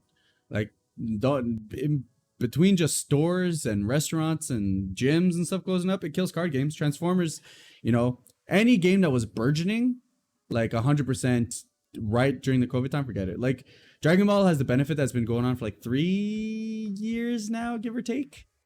So it has the player base to keep it afloat, but it really sucks that this hit this year when I feel Dragon Ball was getting ready to really make its name known on the stage. It was going to have a world tournament. I saw a lot of content creators be really hyped up for this game, so it's a shame.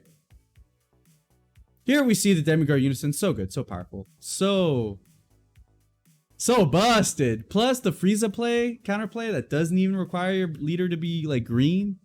Ew. And pass. Here we see no just play fair. Makes sense. You don't let your opponent awaken you for you. You're gonna get there anyways, and if you don't have the cards to be explosive that turn, then that's fine.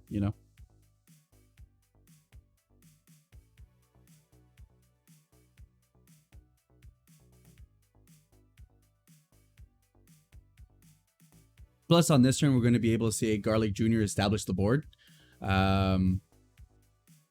giving the threat of a crackback right on the turn after. So,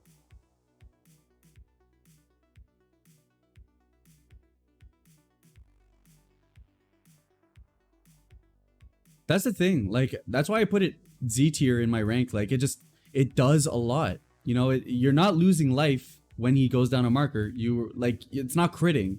Whereas all the other ones say crit, that one just straight up says take the life. And if he's gaining you life otherwise.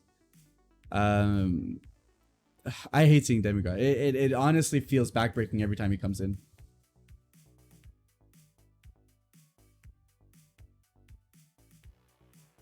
Yeah, so that's the thing, right? Like, AOD is on the back foot most of the game because they need to actually invest energy here, while Vegeks, most of his plays are going to be free.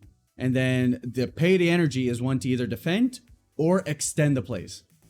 So 100% I think right here, the advantage goes to Vegeks. You can just do more for less. So in the battle of the aggro decks, and this is kind of one of the reasons why I feel like AOD is like on the cusp of being super busted, but like maybe not solidified as one of the best decks, is because of the fact that in terms of aggro, we have things like Vegeks that can just do so much bullshit for free. So So you're definitely advantage 100%, especially when you have cards like Cronoa and the blocker Trunks, which are defending you, keeping your life totals high.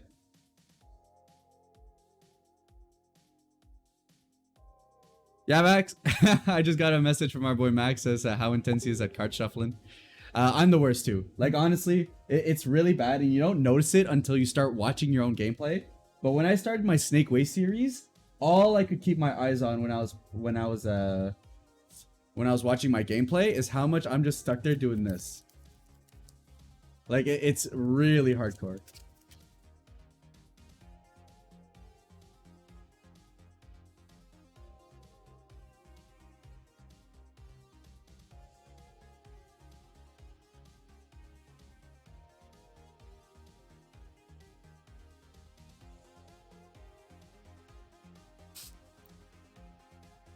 I don't know. To be honest, I don't complain because I do it, and like I get me and Max get in the zone when we're playing card games, so like it's fine by me.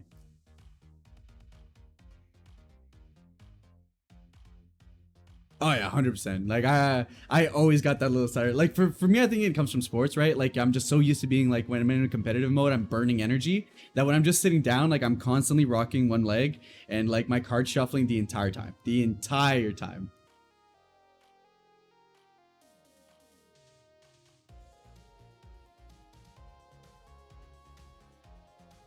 Okay, and here we see the Union into the championship card because Alex is a hell of a whale and got himself his playset. Alex is broken.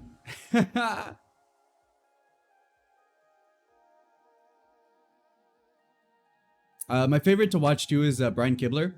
Brian Kibler, like he's like mastered it. Like he's got like 3 different techniques that he does it, and it just I like it, but I can see how some players find it annoying.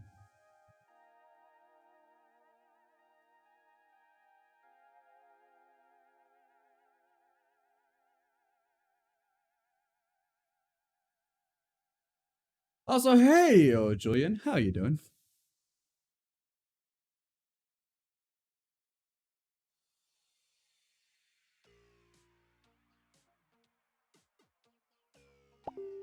All right, and here we see the evolve into, and see that's the thing, right? Like, I don't think the Bobby super combo is gonna get touched. It's super good. Don't get me wrong, super good. But I think it's see that's the thing, right? And that's what we're talking about, Alex. The fact that your energy isn't used to establish board. You establish board for free, and then your energy used to extend your plays, which is why Vegeks is so broken, especially now that we have the promos that go into the deck.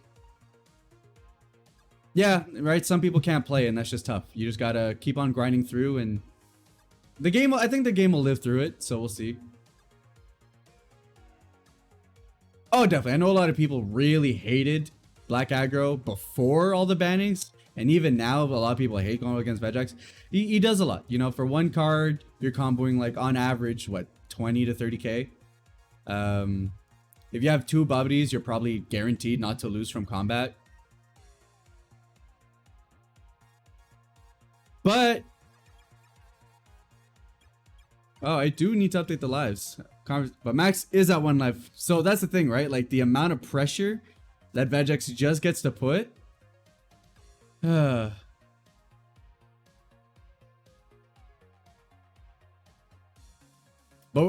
they're gonna keep pushing black. Like they did what Magic did with colorless, and now they're having specified colorless. They're having black costs on cards. So as far, you know, if it wasn't cemented before, the game officially has a 5th color.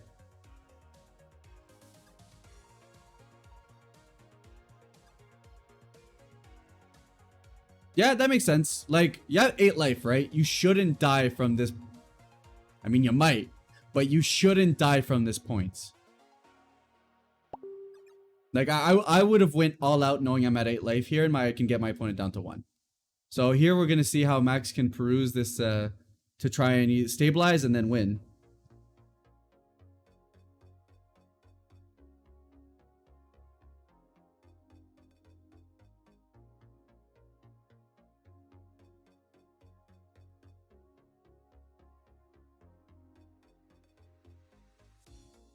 Oh yeah, 100%. That's the thing, right? That unison card is like all anyone needs to see to know. Okay, yeah, they're gonna keep pushing black. Black is not going away anytime soon. Make sure we're on full screen.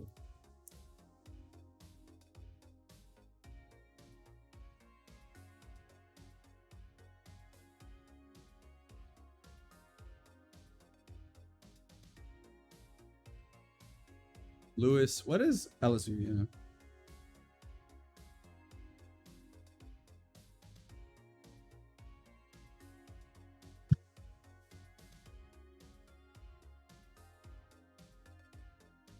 Yeah, that's the thing, right? Good mills definitely help you pop off. I mean, look, we're on turn 2, going into turn 3, and Agent's Destruction's at 1 life.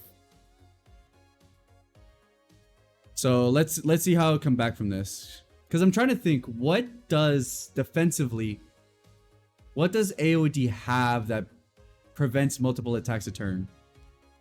I'm not sure. Here, the biggest thing is probably going to be to keep the board clean. I don't think AOD has the power to take out 8 life in a turn, so you're just trying to clear board here. You're just trying to clean up.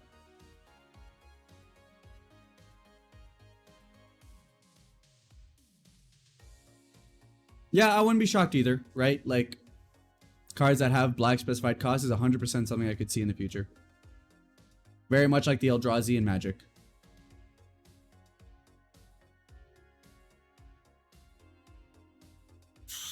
That's the thing, right? Like, it's so far back. I just gotta... Because I don't know what AOD does defensively from not dying from a crackback the next turn.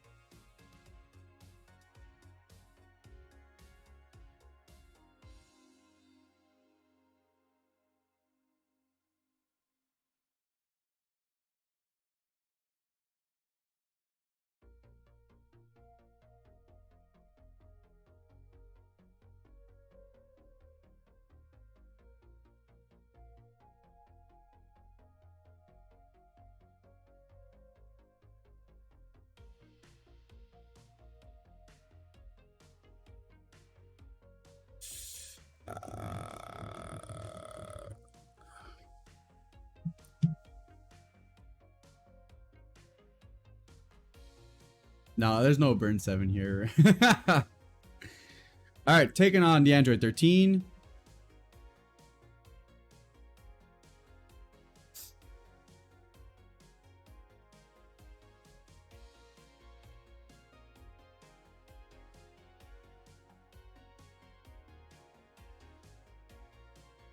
Combo away, super combo the slug.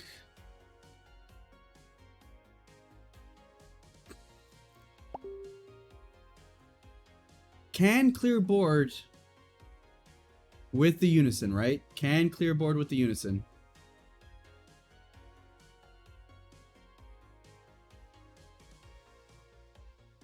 But that would tap out, which means no more negates. So, okay, we have the free play Hatchak. Interesting, interesting. Okay.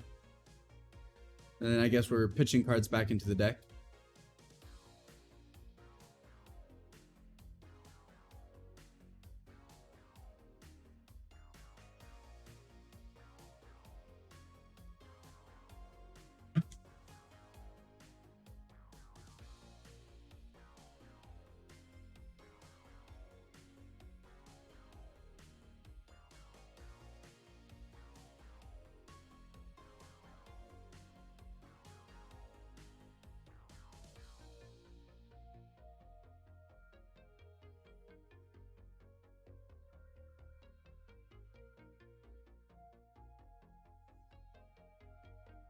Yeah.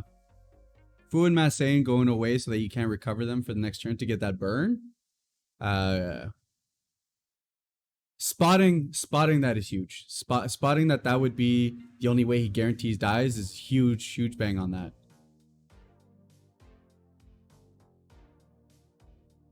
Alright, and shipping your SCR also means that you're not going to be seeing it anytime soon.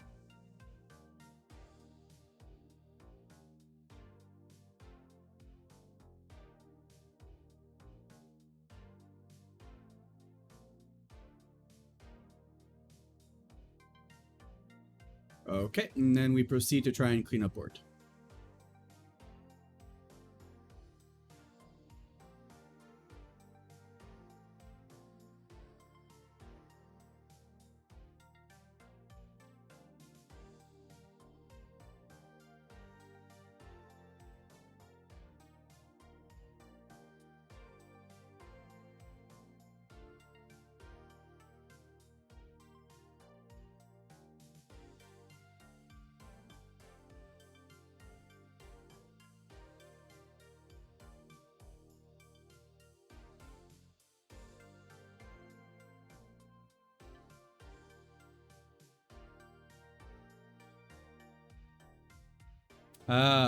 Yeah, right now it does seem like Vegeks does not have a hand.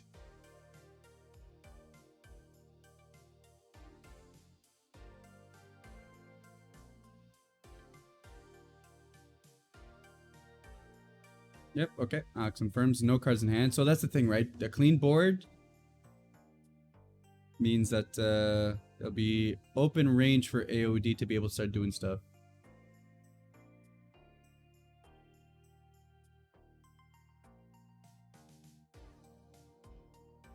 And I think that's the biggest thing AOD has is the versatility, is the fact that the deck does a bit of everything, right? It can hit the drop area, it can KO, it can warp, it can hand destruction, it can defend, it can free play. The deck does a lot of things. All right, here we see the bean to keep some energy up.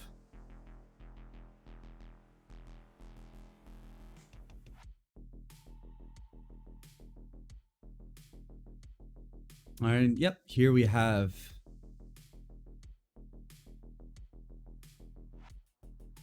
okay, and then we're doing the 2 to KO and then pass. Very ballsy, but to be fair, if the hand's all 5k combos, it doesn't matter if you tapped out. Does not matter if you tapped out. Okay, here we have a charge. Any hits. All right, so we have the Trunks hit. I don't know if you charge here, you know. I think it's just one of those things where you just have to hold to as many cards as you hand because you need the combo power. I think here you don't charge and just stay at 2, and you just go at it with the cards you have.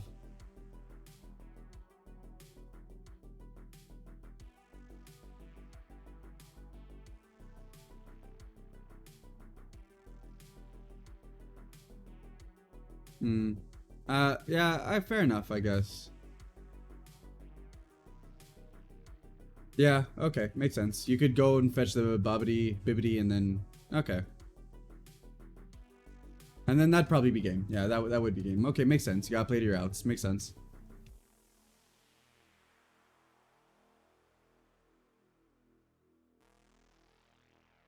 So this is what I'm thinking. Do Vegeks lists play apes? Right, because you're milling anyways. Does your mill all need to be black cards? Otherwise, I feel like it'd probably be worth at least having a couple of drives in there.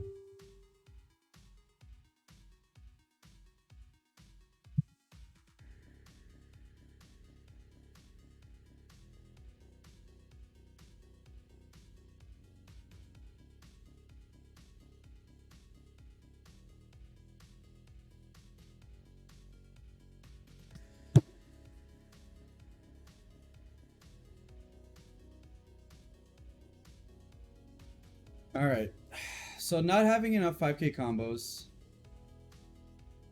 I think so. You have two options here, in my opinion. Either you force Max to try and pitch cards, or by swinging at his leader, or you take care of Android 13. Because I think the longer Android 13 stays on board, he's not gonna have a hand. He's not gonna have a hand. He can definitely dedicate 2 energies a turn to make Alex pitch that one card, swing it with crit. So yeah, but he has no combo power to swing for 20. So I think here you just swing at lead, force him to pitch cards, and then call it. Yeah.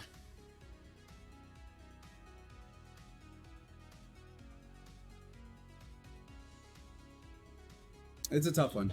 It's definitely a tough call.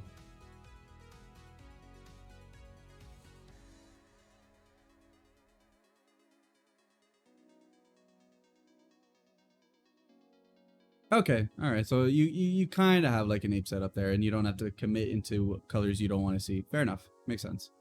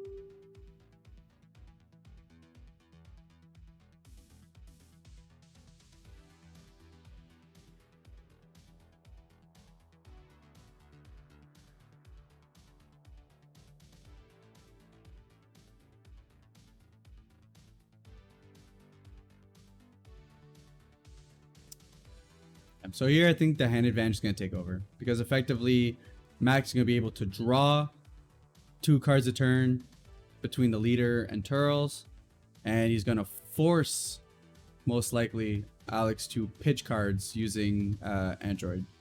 So especially since most of the deck is a bunch of 5k combos.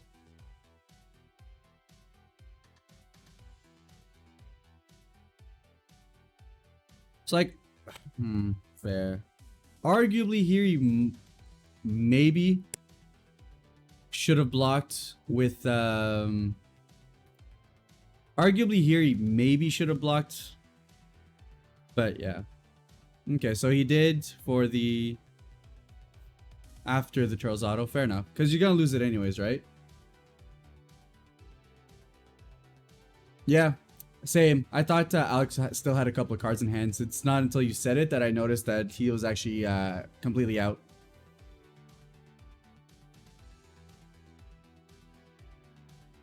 Granted, a Bowdy top deck, it's probably still fine. Yeah, saving the blocker for crit makes sense, right? But he's got ways to get that off board, so it's... I think it's one of those things you just use it while you can, kinda, but...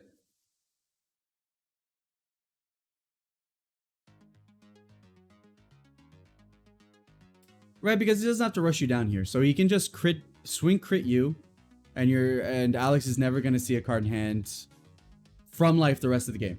He won't start swinging with the other bodies until he's completely stabilized and going for game, odds are. So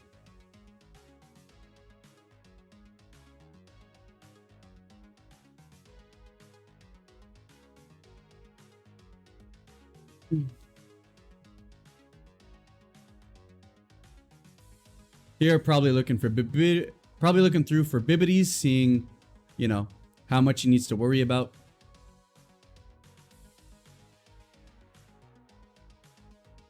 I could see swings into the Unison being useful here as well.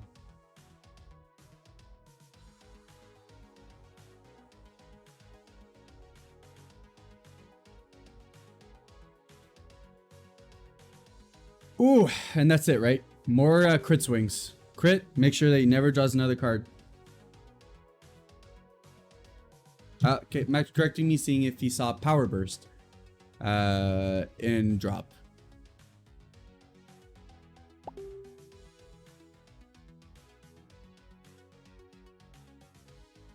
And boom, there we go. Vegeks is now down to 3.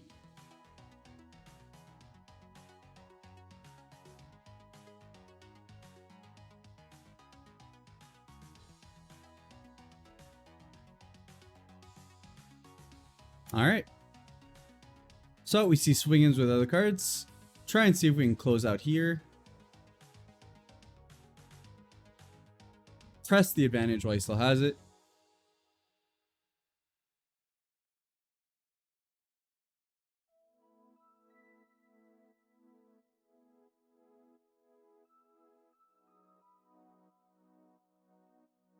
The Awaken does help, right? Because now there's you can see more cards. Maybe you find an out. Because now you actually have a hand, right? So Alex has a hand here. I'm going to be able to press now and maybe, you know? So we'll see. There is one negate. We know that there's still a Garlic Jr. in Max's hand. So there's at least one negate.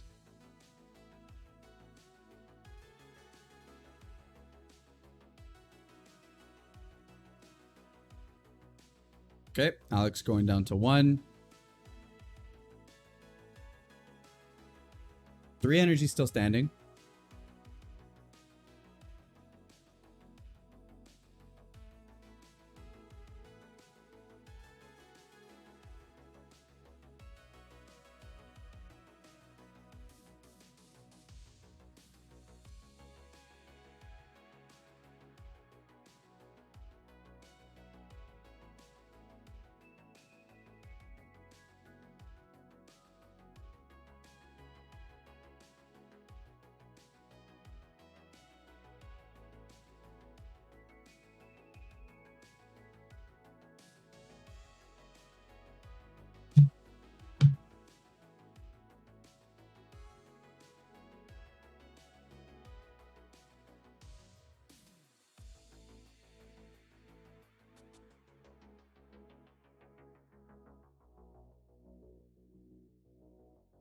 Yeah, looks like the crowd is wrapping around the table.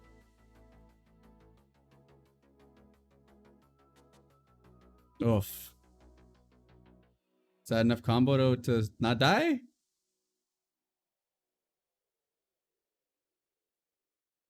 Okay, alright. Did not die this turn. Did not, yeah, you can just play another 2-drop. Oof. 2 swings in, bro, that Garlic Jr. is too strong. That Garlic Jr. is way too strong. Ugh. That's 2 more attacks. And that's what I was saying before in the earlier game, like round 1.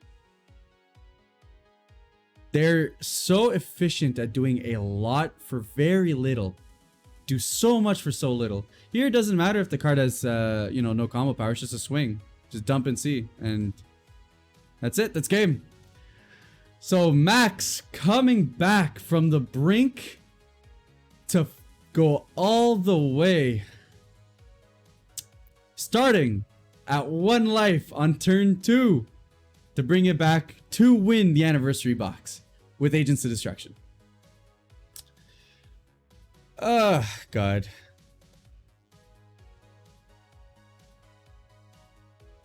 Aggro, man. Aggro.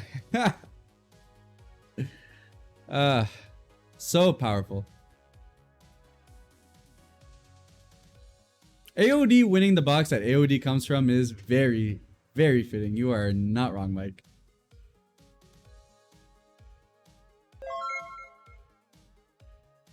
Alex, thanks for the follow. Much appreciated. Welcome to the squad.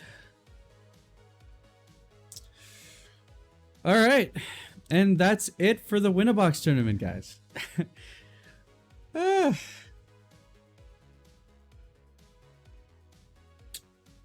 It's crazy. Honestly, playing competitive, I think I would still run Invoker. I think it's just that what I have so much experience with that it'd be what I'd want to take. But in the face of all this aggro, I don't know. I mean, I will say Invoker has the benefit that you can clear the board, right? Like over and over and over again. So there's that benefit.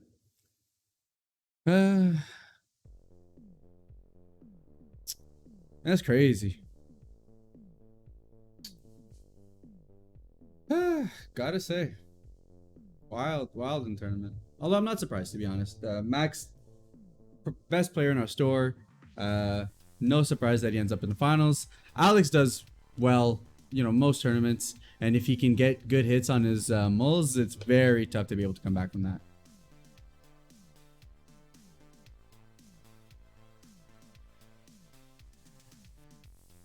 And yeah, Max just sent a message saying it's aggro, control, mid-range, all in one deck, and that's absolutely what it is. It does everything. Like, the cards touch on being able to do everything. You almost always have a hand. You almost always have a board presence. You almost always have a way to stop your opponent from doing anything. It's really, really busted. Deck does a lot. I don't know if it's tier 1. I see a lot of people argue it's like tier 1.5. But I think built right, like, I don't know, man. Seems busted. And because you run enough green yellow, you can run Cell Xeno. That's busted. That's so busted. It's crazy. All right. Well, with that said, that was the tournament, guys. Thank everyone for showing up today. I believe that this was the last stream we needed to become an affiliate. So once again, thank you so much to everybody for following and viewing the stream. It's been a pleasure having you guys. These schedule runs from Tuesday to Thursday. Tuesday and Wednesday are going to be Dragon Ball dedicated. Tuesdays, we're going to be having locals gameplay. On Wednesdays, we're going to be having untapped matches. It'll be me playing off against viewers and against randoms and trying out some spice. So if you want to catch more Dragon Ball, you're welcome to come by tomorrow at 6 p.m. EST, 3 p.m. PST to come watch me and do some jank. Last week, we did Vegeta Invoker.